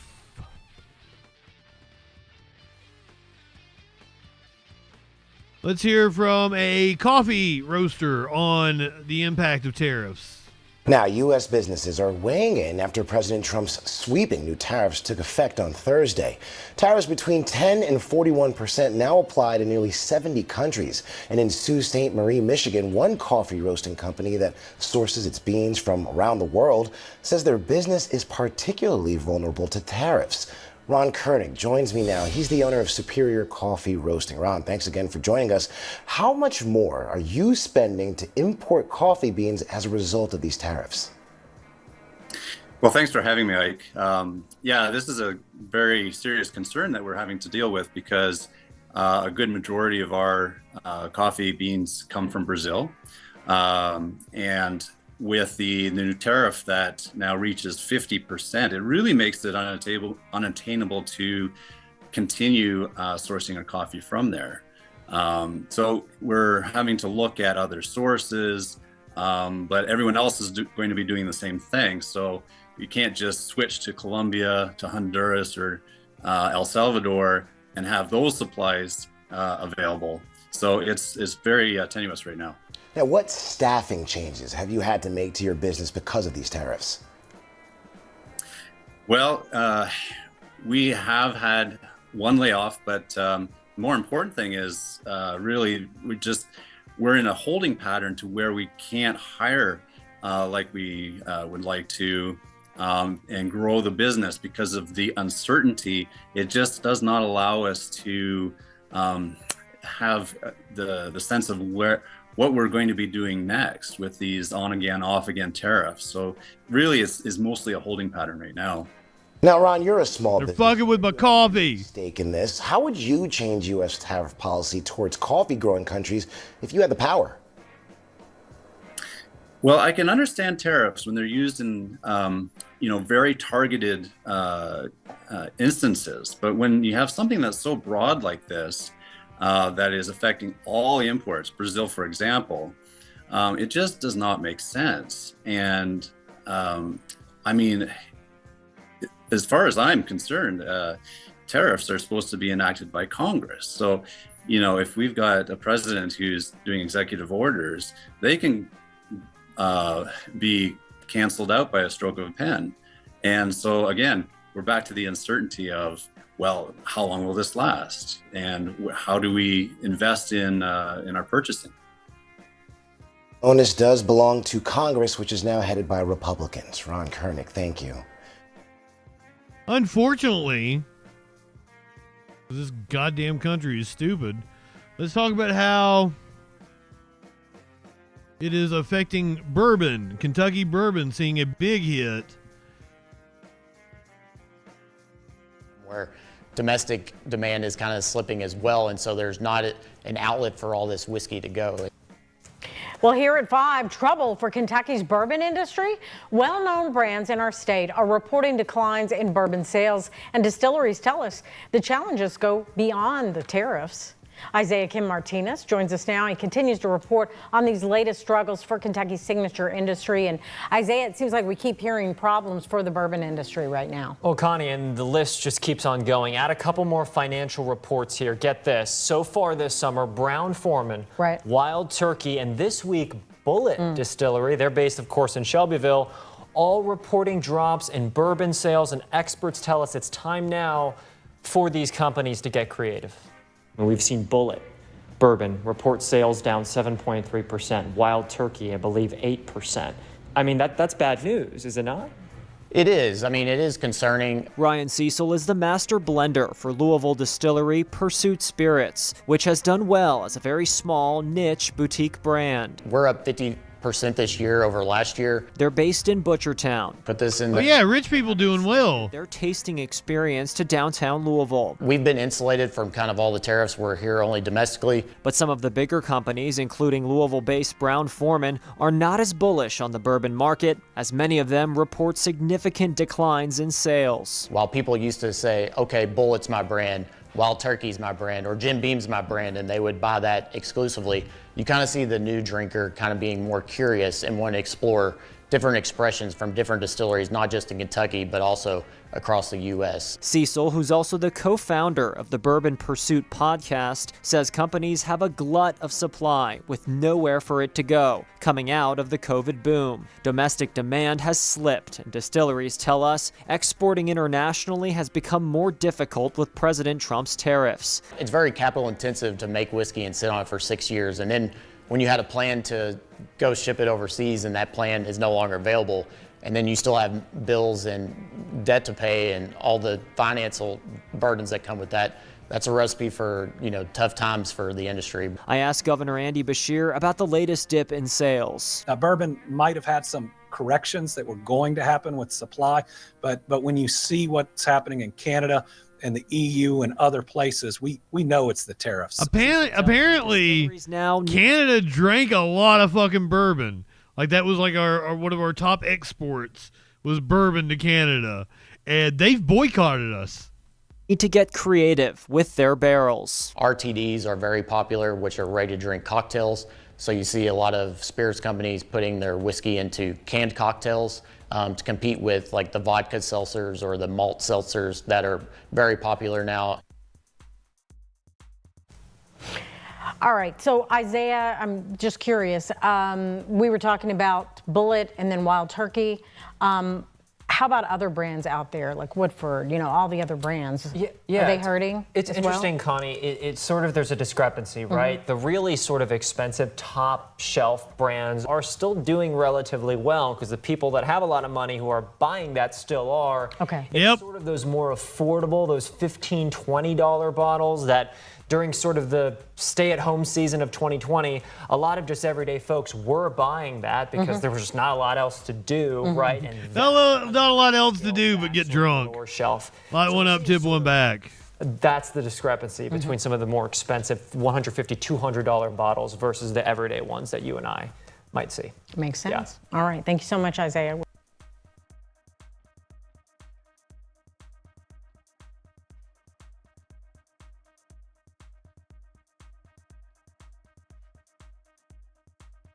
Let's get an update on the saga of what is going on with the Texas State House Democrats that fled the state in order to avoid this redistricting vote. Republican lawmakers in Texas will try to vote again tomorrow on new congressional maps aimed at picking up more Republican seats. State legislatures were unable to vote on Friday because too many Democrats remain outside the state. As they try for a fourth time, the question now is whether there'll be a quorum tomorrow. Now, it comes as the state's Republican Attorney General is suing to remove 13 Democrats from their elected positions over the walkout. Joining me now is Democratic Texas State Representative John Busey. Representative Busey, thank you for taking the time to speak with me. You're in the Chicago area right now. At this point, is there really anything stopping Republicans in Texas and Democrats in other states from redrawing the maps? Look, they don't have a quorum. We have a political constitutional right to stop them from having a body and to have quorum, and we're not going to let them do it.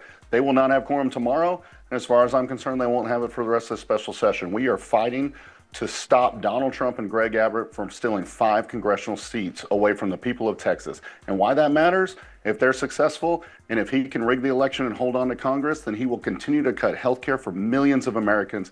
Texas Democrats are standing up against this. Now, what do you say to your constituents in Texas looking for flood help in this special session? You know, I saw your earlier segment from Wisconsin, and it reminds me of what happened in the Texas Hill Country. It's devastating. We had 137 Texans lose their life, including a cabin full of 8-year-old girls that were washed away in the middle of the night. Governor Greg Abbott has executive power to help them today. We should not let the sun set before he takes action to help the victims of the Texas Hill Country. He is using them for political pawns to try to do Donald Trump's dirty work and take away the voice of the people of Texas. So to them, I would say, we've got your back, and we're going to continue to fight for you, and we're going to continue to demand that Greg Abbott take action and support you. Now, Texas Attorney General Ken Paxton, he's suing to have you and your... Wow, I'd not heard that number silent. So what's your plan to fight those efforts? Look, you know, Ken Paxton's a crook and a joke, and everyone in Texas knows it. He has done things that are beyond the pale. He has, in fact, asked for his supporters to hunt us down, and that has led to bomb threats and other violent language used against us online. This is unacceptable behavior. He's showing that he lacks leadership. And so instead of being able to stand up to Donald Trump to focus on the people of Texas, he is bending over for Donald Trump to make sure that they get steal the election and not serve the people of our state. Now, Representative Busey, you and your Democratic colleagues' efforts is definitely noted, but the Texas Democrats lost the last fight against redistricting in 2021. So how would this time be any different? Well, you know, they talk about these maps being a problem, and that's why they deserve it. Well, they're the ones that drew those maps. These are Republican maps, and these are going to be new Republican maps if they're able to pass it. I voted against those last maps. I've been a part of other quorum breaks. We've used them to successfully make positive political change and policy change, and that's what we're doing right now. We're having a conversation with the American people. Here's a fact that you may not have known. When the Supreme Court, because I always hear it's both sides. Both sides gerrymander, which is true.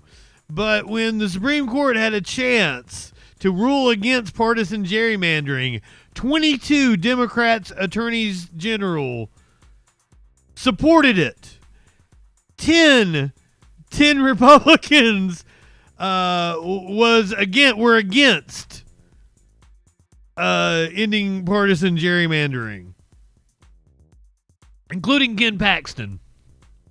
And I'm excited to see the American people really have our back and support us. We're now seeing Democratic governors from across this country show that Democrats fight back. And while we hope that Donald Trump and Greg Abbott don't break the system and rig the game and steal the next election, if they do move forward with that, we're going to fight fire with fire. Now, Representative Busey, I have to ask, are you and your colleagues concerned that the federal government, in the way of the FBI, has now been tasked to find you and bring you back to the state? What is your plan to combat that?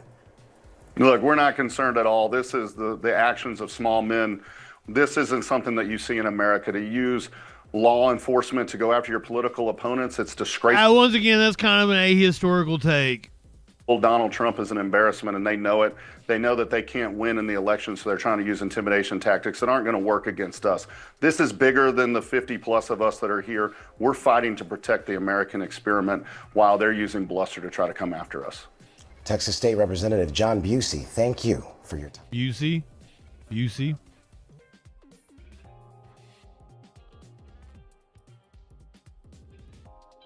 Let's hear from Bernie Sanders about why the Democrats have turned on the working class. You said the Democratic Party has turned its back on the working class. You'd said something pretty tough when you were speaking to this crowd about Kamala Harris. One of the reasons, in my view, that Kamala Harris lost this election is she had too many billionaires telling her not to speak up for the working class. Yep. Go Bernie. Ouch. Well, no, I don't think that's... Ouch, Dana, do you think your viewers just fell out of a fucking coconut tree? You think you just fell out of a coconut tree? Ouch. This country. Ouch. Well, no, I don't think that's, I like Kamala, she's a friend of mine, but her core consultants, were heavily influenced by very wealthy people.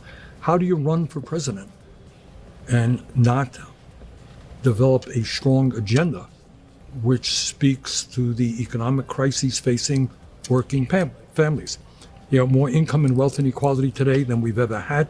You have 60% of our people living paycheck to paycheck. You got a healthcare system which is broken and dysfunctional. 60% of this country now says they can't afford basic necessities. It's worse than just living paycheck to paycheck. 60% of the country living paycheck to paycheck is so 2010. We're in a different political reality now where 60% of the country can't afford basic necessities. And despite spending so much, we're the only major country not to guarantee health care to all people. How do you not talk about those issues? She talked about affordability. Well, but in a vague, I don't want to rehash that campaign, but I think the clue to... You talked about affordability. ...is to understand that you got to stand unequivocally with the working class of this country. You need an agenda that speaks to the needs of working people. Is it a radical idea that we join every other major country on earth and guarantee health care to all people? Is that a radical idea? You tell me how many people... No, not a radical idea. Is it a radical idea to say that we've got to raise the minimum wage to $17 an hour? Is a radical... And 17 is like the least it needs to be. It costs like $17.50 to live in Alabama, the cheapest state in the country. You need like $25 to live in most states now. Idea to say that in the midst of a competitive global economy, we need to make sure we have the best educated workforce, that all of our kids, regardless of income, should be able to get a higher education. These ideas exist all over the world. They don't exist in America. And they don't exist because of... Bernie is tired, but he's right and he's got to keep going. All right, let's be clear. In my view, the current political system in the United States of America is broken and corrupt. Does anybody think that it makes any sense at all that Elon Musk can spend $270 million to elect Trump as president and then become the most important person in government? Billionaires should not be able to buy elections. And by the way, that's not just a progressive perspective. Conservatives understand that too. What? Bernie is the only person to let go on corporate media and say those kinds of things. So we owe Bernie a gratitude. Was that a Freudian slip? A debt of gratitude. Heart goes out to people all across the country experiencing wildfires, flooding. We got earthquakes. Gonna go first to California. Let's go to the wildfires scorching the West. Tonight, 37 major fires are burning across 9 states. The heat could fuel new flames, but progress is being made. CBS's Andres Gutierrez reports from Castaic, California. Andres. Good evening, Reed. Crews battling the nearby canyon fire are making significant progress. According to CAL FIRE, containment is at 62%. In this dangerous dry heat, firefighters are focused on putting out hot spots to avoid any flare-ups. This is the view of the fire from a satellite in space. More than 4,000 residents have been allowed to return. Wow. 2 houses were destroyed. Further north, the evacuation zone for the Gifford fire burning in Santa Barbara and San Luis Obispo counties is now more than 800 square miles, far surpassing the 100,000-acre megafire threshold. Fire officials say it's 21% contained after a megafire. First. 2 additional megafires, one in Arizona, the other in Colorado, are being fueled by bone-dry conditions. In Arizona, the nation's largest active fire, the Dragon Bravo, has been burning near the north rim of the Grand Canyon since July 4th. It's nearly 40% contained.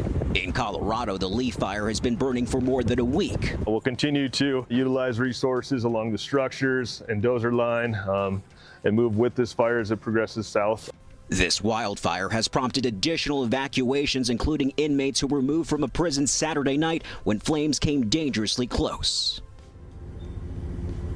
Now, a majority of the 1,100 firefighters out here at the Canyon Fire are expected to be released today from this assignment so they can be on standby for other wildfires. Reed? Andres Gutierrez, thank you. At least 3 mega fires burning right now.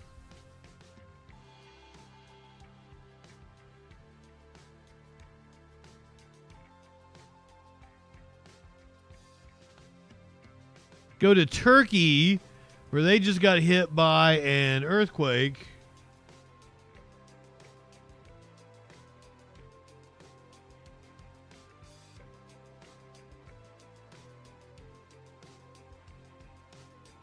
.1 magnitude earthquake.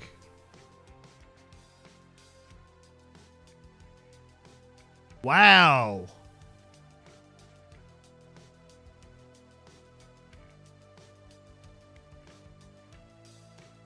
That actually lasted a while.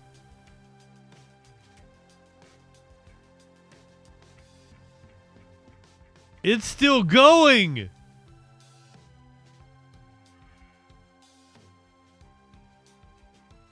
Shit.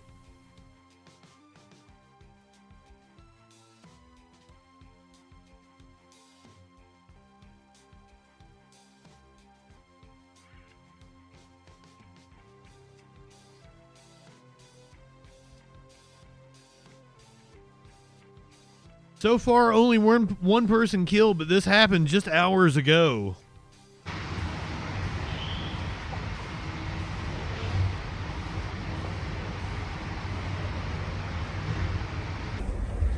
Sometimes it takes time to be able to get an accurate death toll.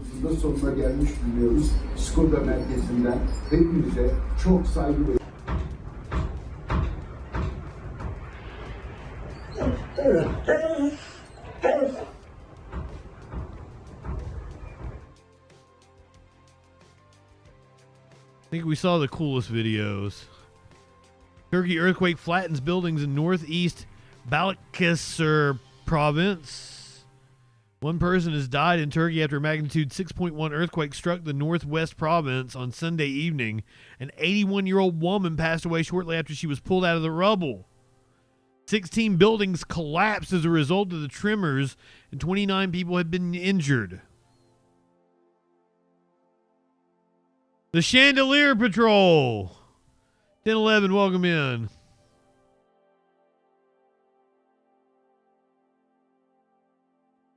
The Midwest hit with flooding, flash flooding, apparently, over like the last 24 hours. Downtown West Dallas. This is a 84th Street, 83rd.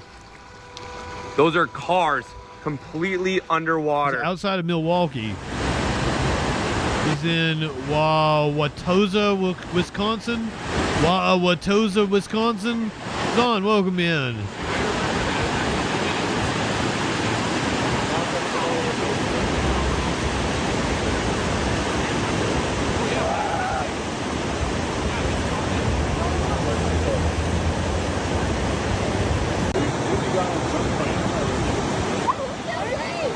Yeah, the Midwest of the country flooding, while the western part of the country in bone dry conditions. Another once in a lifetime event. Happens every couple of weeks. There's apparently historic flooding in the Midwest outside of Wisconsin. I'm sorry, outside of Milwaukee.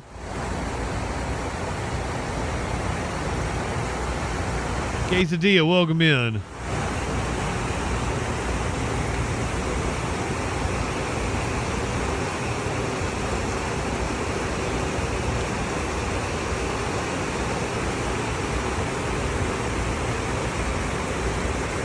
They apparently had to cancel the state fair in Iowa, I believe.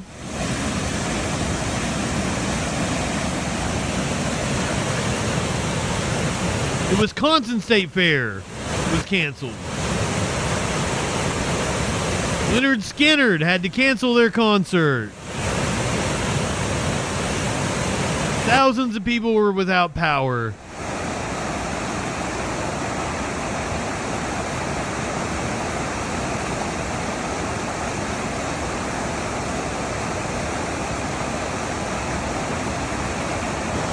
No motor vehicles, it says. I don't think you're in any danger of that right now. But some people will still try to drive through it.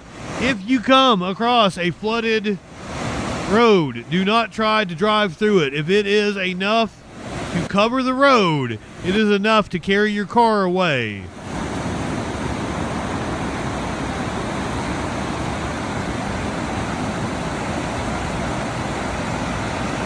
Even if you are in a high-sitting vehicle, a four-wheel drive, an SUV, do not try to cross water. It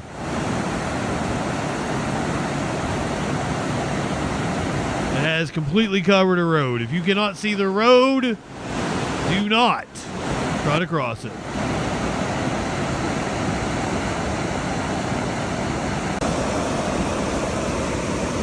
I mean, it is an amphibious vehicle, right?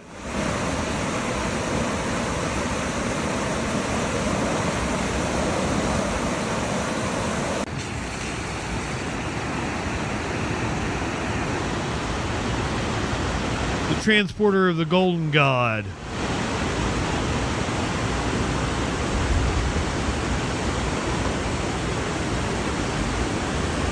Go over to their neighbors in Minnesota, where they are still recovering from a cyber attack.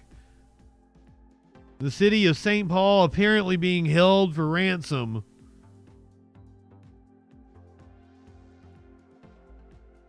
We have new details tonight as that cyber attack that forced a full network shutdown for the city of St. Paul enters a third week. City officials now confirming it was a ransomware attack. Fox 9's So Young Kim joins us in the newsroom tonight after the latest briefing earlier. And So Young, what can you tell us about what those attackers were actually after?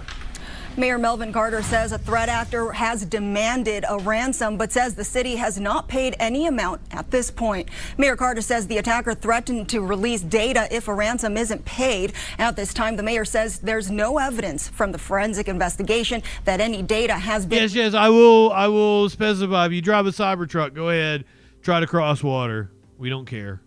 Removed from the city's internal systems. As we Thank you, Flo. reported, the city's teams were first alerted of the digital assault on Friday, July 25th. That following Monday, city officials initiated a full network shutdown in defense. The city's chief information officer says the proactive decision may have been key to minimizing any damage. You know, when you hear ransomware, you think, oh my goodness, the systems were taken over. They were never taken over. This was planned. This was controlled. Now, city leaders say planned, controlled. 500 city employees will be reset over the next 3 days. In the meantime, internet-based city services remain offline. And as a reminder, all emergency services are operational. The FBI is leading the ongoing criminal investigation. In the newsroom, So Young Kim, Fox 9. All right, I feel like getting to my mini vacation this week as soon as possible. So we're going to plow through. We're going to plow through the last of these crime stories. And then I'm going to stick around. We're going to watch something. I might put up a poll for Twitch people. We'll watch something after the show.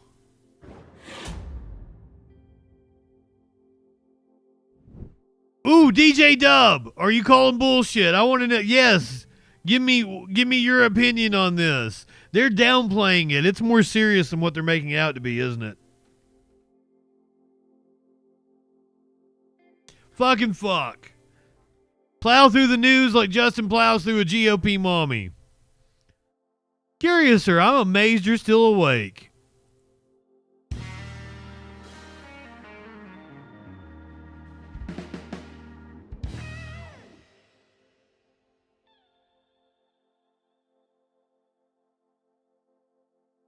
Oh, you're just pedantic about that. Okay, fair enough.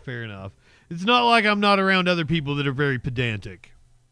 Looking at you, Byronic. Not that I don't love my pedantic people. I used the word malfeasance the other day, and I sent it the text and everything, very formal thing, and I said malfeasance.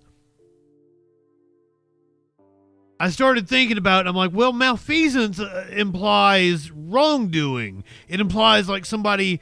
This wasn't malfeasance. It was somebody's neglect. It was somebody's incompetence. And I'm like, I said malfeasance, and I don't like that I used that because I looked it up, and yes, malfeasance implies somebody doing something underhanded. And I'm like, no, it was just incompetence I was referring to. It was their stupidity. Yeah, we're skipping Legionnaire's disease. There's been an outbreak in New York City. There's also like some respiratory viruses going around. We've apparently got another Chinese mystery illness. We got another one in South America, it looks like. Some mystery illness we don't know about. And then there's a new version of COVID. Yay! I might try to talk about the illnesses we've been neglecting when I come back on Thursday. But you know, right-wingers, they have demonized our health infrastructure like the CDC, and that probably resulted in this dude trying to shoot up the CDC on Friday. We begin tonight with new details in that deadly attack in Atlanta. Police identifying the suspect who opened fire near the campuses of the CDC and Emory University. The gunman perched on the rooftop of a CVS, shooting and killing a police officer.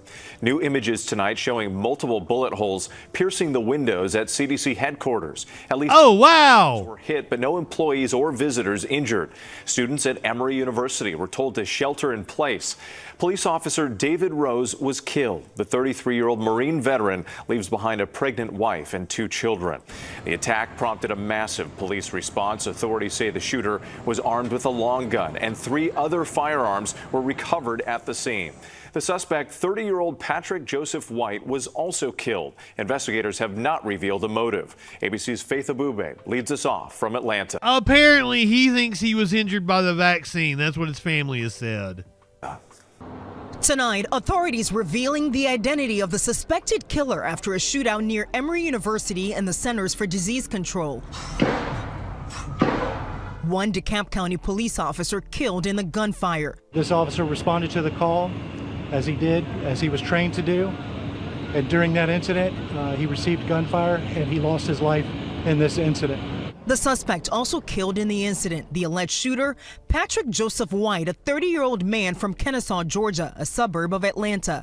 Neighbors say the suspect occasionally did odd jobs around the neighborhood and lived here for years. Ram Ranch, welcome in. And I just never thought that it would have been the guy right down the street.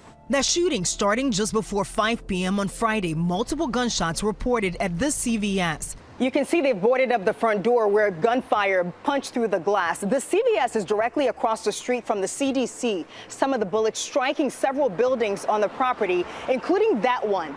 Bullet holes dodged. So where was he shooting from?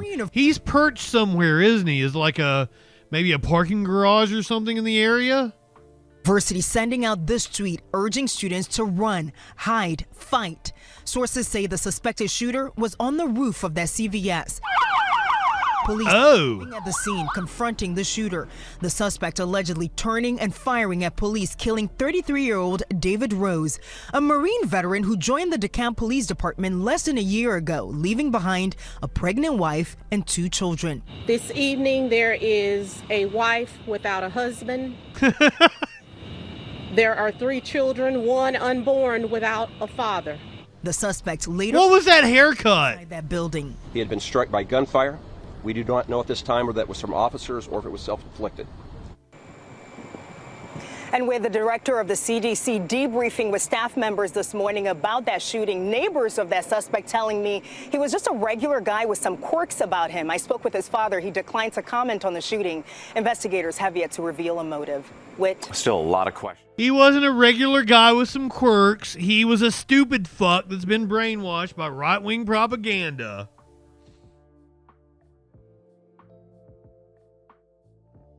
The CDC shooter believed that the COVID vaccine was harmful because, of course, he did.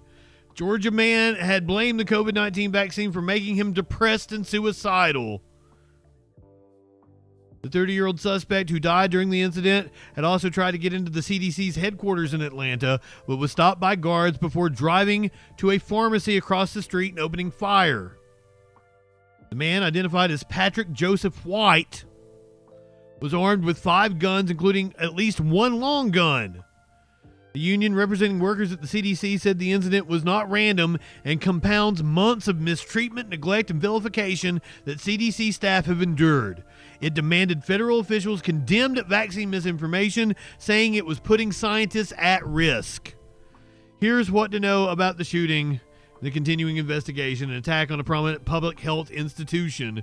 Police say White opened fire outside the CDC headquarters in Atlanta on Friday. The American Federation of Government Employees said the CDC and leadership of the Department of Health and Human Services must provide a clear and unequivocal stance in condemning vaccine disinformation.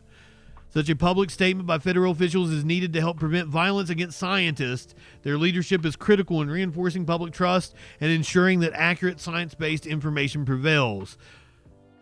Fired but fighting, a group of laid-off CDC employees has said HHS Secretary Robert F. Kennedy Jr. is directly responsible for the villainization of the CDC workforce through his continuous lies about science and vaccine safety, which have fueled a climate of hostility and mistrust. It's not just RFK Jr. You can go watch any fucking rando on goddamn Rumble, and they are responsible as well.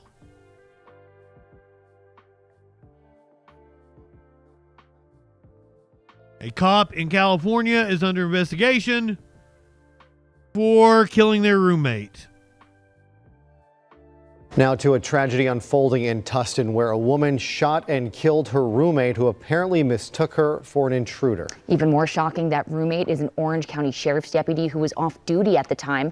Eyewitness News reporter Tim Pulley.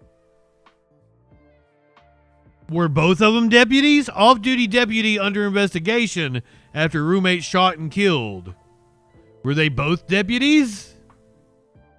Not shocking in any way, because we've heard almost this exact story at least 5 times. Now to a tragedy unfolding in Tustin, where a woman shot and killed her roommate, who apparently mistook her for an intruder. Even more shocking, that roommate is an Orange County Sheriff's deputy who was off duty at the time.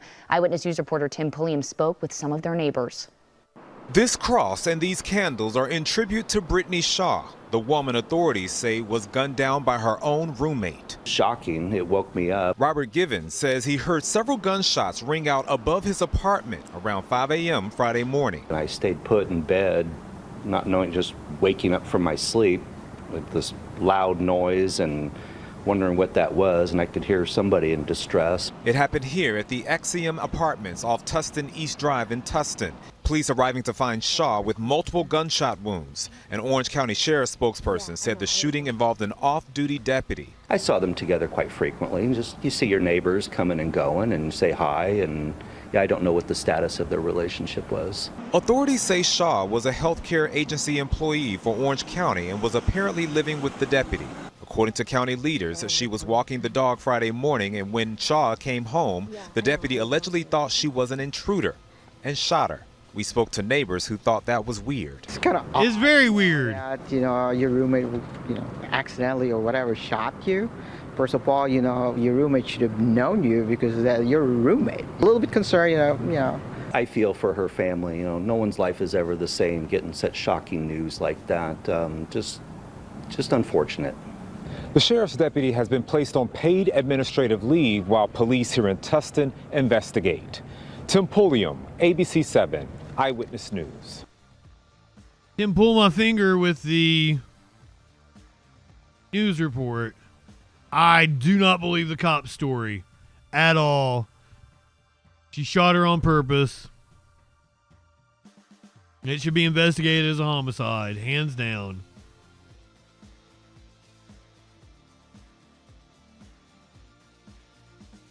I wonder what this dude was wanted for. Because instead of being arrested by the FBI, he jumped out of a high-rise. Man dead after jumping from the 15th floor of a high-rise in Northern Virginia. Officials say that it happened after FBI agents tried to serve him an arrest warrant. It happened on King Street about 6 o'clock this morning. The man died at the scene. News 4's Drew Wilder like Friday on the investigation. Earlier this morning, News 4 spoke off camera with a guy who says he was asleep this morning in his apartment on the 14th floor of this high-rise on King Street in Alexandria. He says he was woken up by hearing a bunch of banging on what sounded like the unit above him. He heard FBI, FBI. Then he heard footsteps running across his ceiling, and then he heard someone shout, "No, don't." He says he went to the balcony. He looked out, looked down, saw a man on the ground 14 stories below. Then he says looked up, and he says on the 15th floor balcony, he saw FBI agents peering down, looking at a man who FBI says had just jumped off of a balcony. FBI agents told us earlier this morning that they came to this apartment building at about 6. My first thought would be if the FBI is really doing their job, it was some sort of sex crime, that he had child porn, he was trafficking somebody, that sort of thing. If the FBI was actually doing their job. 15th floor balcony, he saw FBI agents peering down, looking at a man who FBI says had just jumped off of a balcony.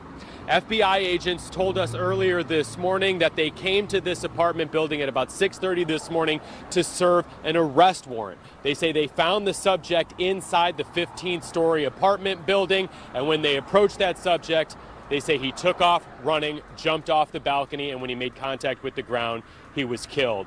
As of right now, they still... That's a wild way to put it.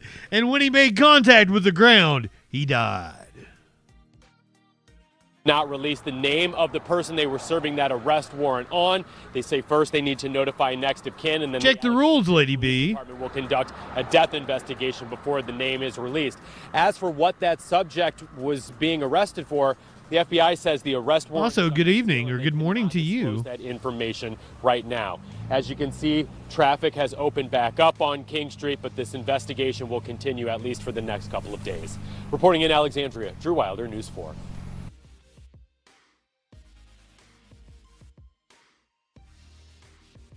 We have reports of dangerous cougars that might be in your area. Hot MILFs in your area. Thanks, sir. Appreciate that. It's been one full week now since a cougar was spotted in a Corvallis neighborhood, and it's been spotted nearly a dozen times, and it still has not been captured. Reporter Aaron Ariano spoke with neighbors who are staying vigilant, and they are talking about why the cougar's behavior is considered so dangerous. A lot less neighbors are out walking around. That's according to Maria Simmons, who's lived here for 15 years. She's only had her new puppy, DJ, for a week, but knows, like every pet owner, you can't keep them cooped up inside. I've needed to take him out. I typically walk around the neighborhood. I haven't been going on walks like I usually do. But just been... It makes me nervous, especially during certain types of the day, to go outside. Another neighbor taking the risk outside on Thursday, Sue Licht and her dog Maisie. They both got a warning from a police officer in the area while on their walk Wednesday night around 7:30 after that cougar was spotted for the 10th time in the area, this time on Northwest Estaview Drive. Stopped me, rolled down her window and said, I probably wouldn't go out. She said, I'd take your dog and go home. So I did. An area of concern for neighborhoods like these are greenways, just like this one right here behind me. It's all these homes lined up with all those back patios, which could be perfect for a cougar to hide under. Typically, a cougar will pass through and, maybe not be seen again, make their way back to the outskirts or back into more forested areas, but it is a little more unusual that this cougar's been lingering for so long. And that's what makes this a huge concern for residents and their pets. There's a poll for what to watch after the stream in the chat for Twitch people. Oregon Department of Fish and Wildlife. She says there are specific behaviors that are defined in Oregon statute as to what constitutes dangerous behavior for a cougar, and walking around repeatedly during during daylight hours near homes is... That was a cute cougar. Cougar, try and give it the chance to leave. Don't corner it. Just stay calm and don't run. And make noise, clap your hands, look really big, and more than likely that clap your hands. Gonna want to get out of there as much as you want to get out of the situation too. Reporting in Corvallis, I'm Aaron Ariano. That baby was adorable. Thank you very much.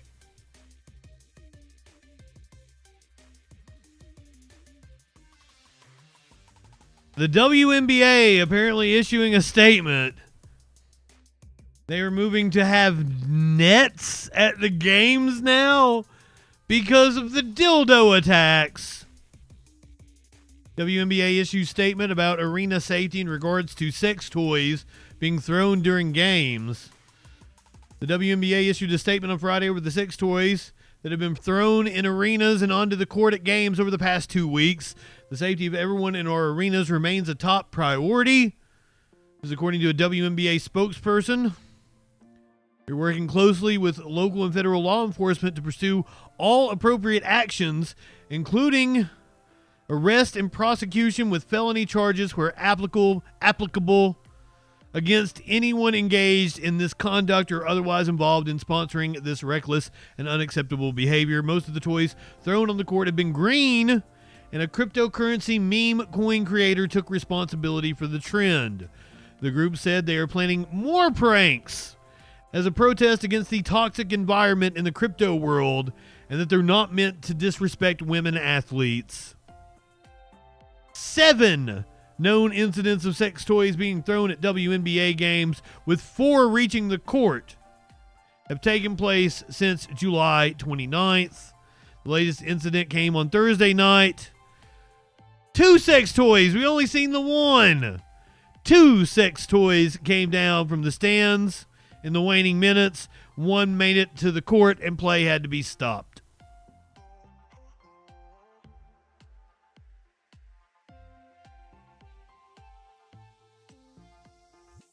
I would have no problem with it. I would laugh and make fun of it if it happened at a NBA game.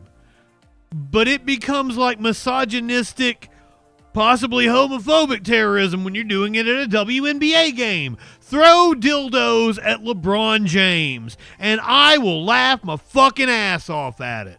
Please do. I would love to cover this story, and it was LeBron James getting dildos thrown at his head. Totally into it.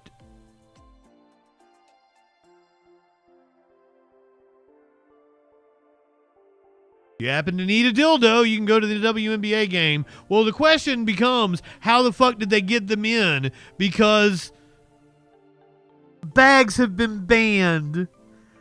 After the first few incidents, they banned bags at WNBA games, and they still managed to get dildos in. So that begs the question, how? How did you do it? All right, new for you tonight, another reminder of what not to do on the highway, and once again, coming from Columbus. Yeah, so this after traffic cameras spotted a very dangerous situation on I-670 last month. So 2 people were seen driving along the shoulder of the highway.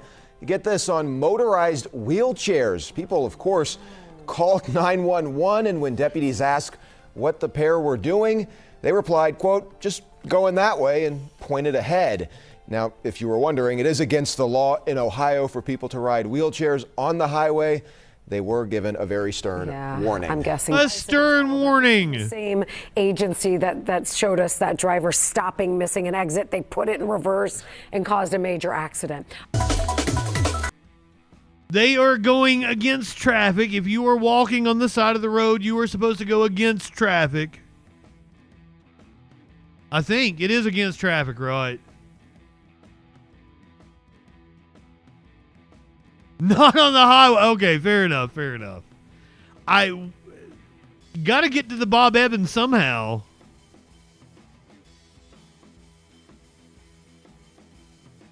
You are supposed to go against traffic if you are walking on the side of the road.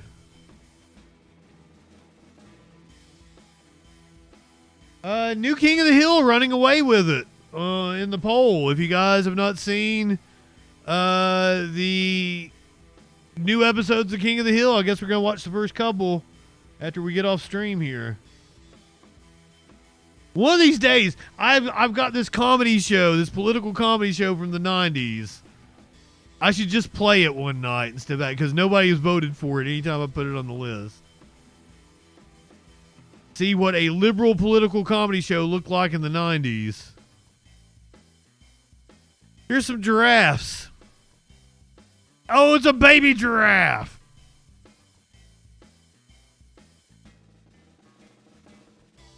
Called The Awful Truth. It was Michael Moore's show. I don't even remember what channel it came on.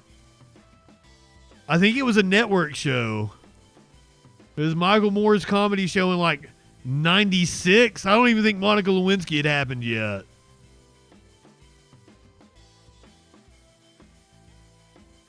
It was NBC. It seemed like it was a big network, but I don't even remember it existing. But I watched it years later. Little baby giraffe. Everybody coming to see the little baby giraffe. When we do Whose Line Is It Anyway, it could be any of them. I have the new version with Aisha Tyler, the U.S. version with Drew Carey, and the original UK version, all on a big playlist, and you could get any episode.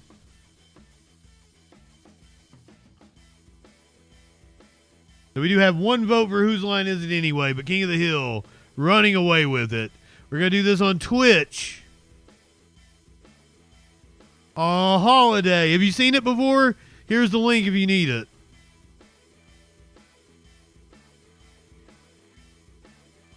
You like the giraffe video.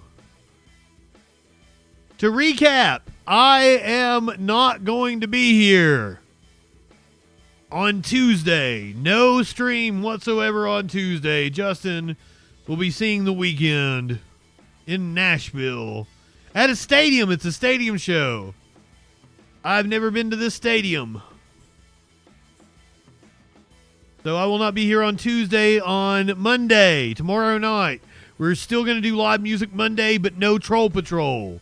So join me on Twitch. We're going to watch Sabrina Carpenter's Lollapalooza set from a couple weeks ago. That's live music Monday, tomorrow night. On Wednesday night, I'm probably going to stream something. I'll be getting back around the time I would usually do the Troll Patrol. So I'll probably get on and stream something, but who knows what it'll be. No Troll Patrol on Wednesday night. Troll Patrol back, same troll time, same troll place on Thursday night. So that's the week coming up. Live music Monday, tomorrow night. We're going to do Sabrina Carpenter. Nothing on Tuesday. I'll stream something on Wednesday, but it won't be Troll Patrol. Troll Patrol on Thursday night. Boom! Here in about 2 minutes, we're going to watch King of the Hill on Twitch. If you have not watched new King of the Hill episodes, you'll get the first two coming at you here on Twitch momentarily. Go ahead, light one up, tip one back. It's all right to have a little fun before you hit the sack. I am JustinFREAKIN.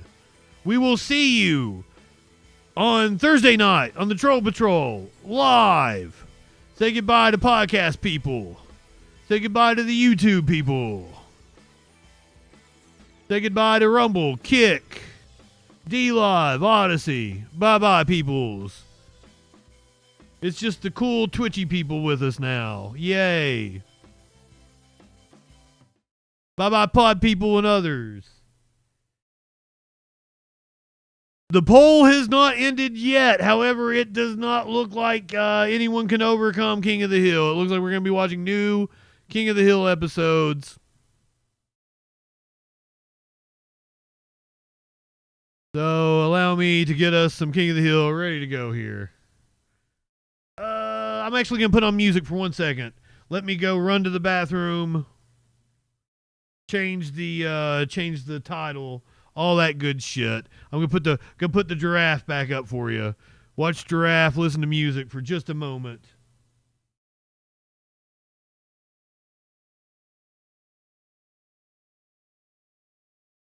Your name.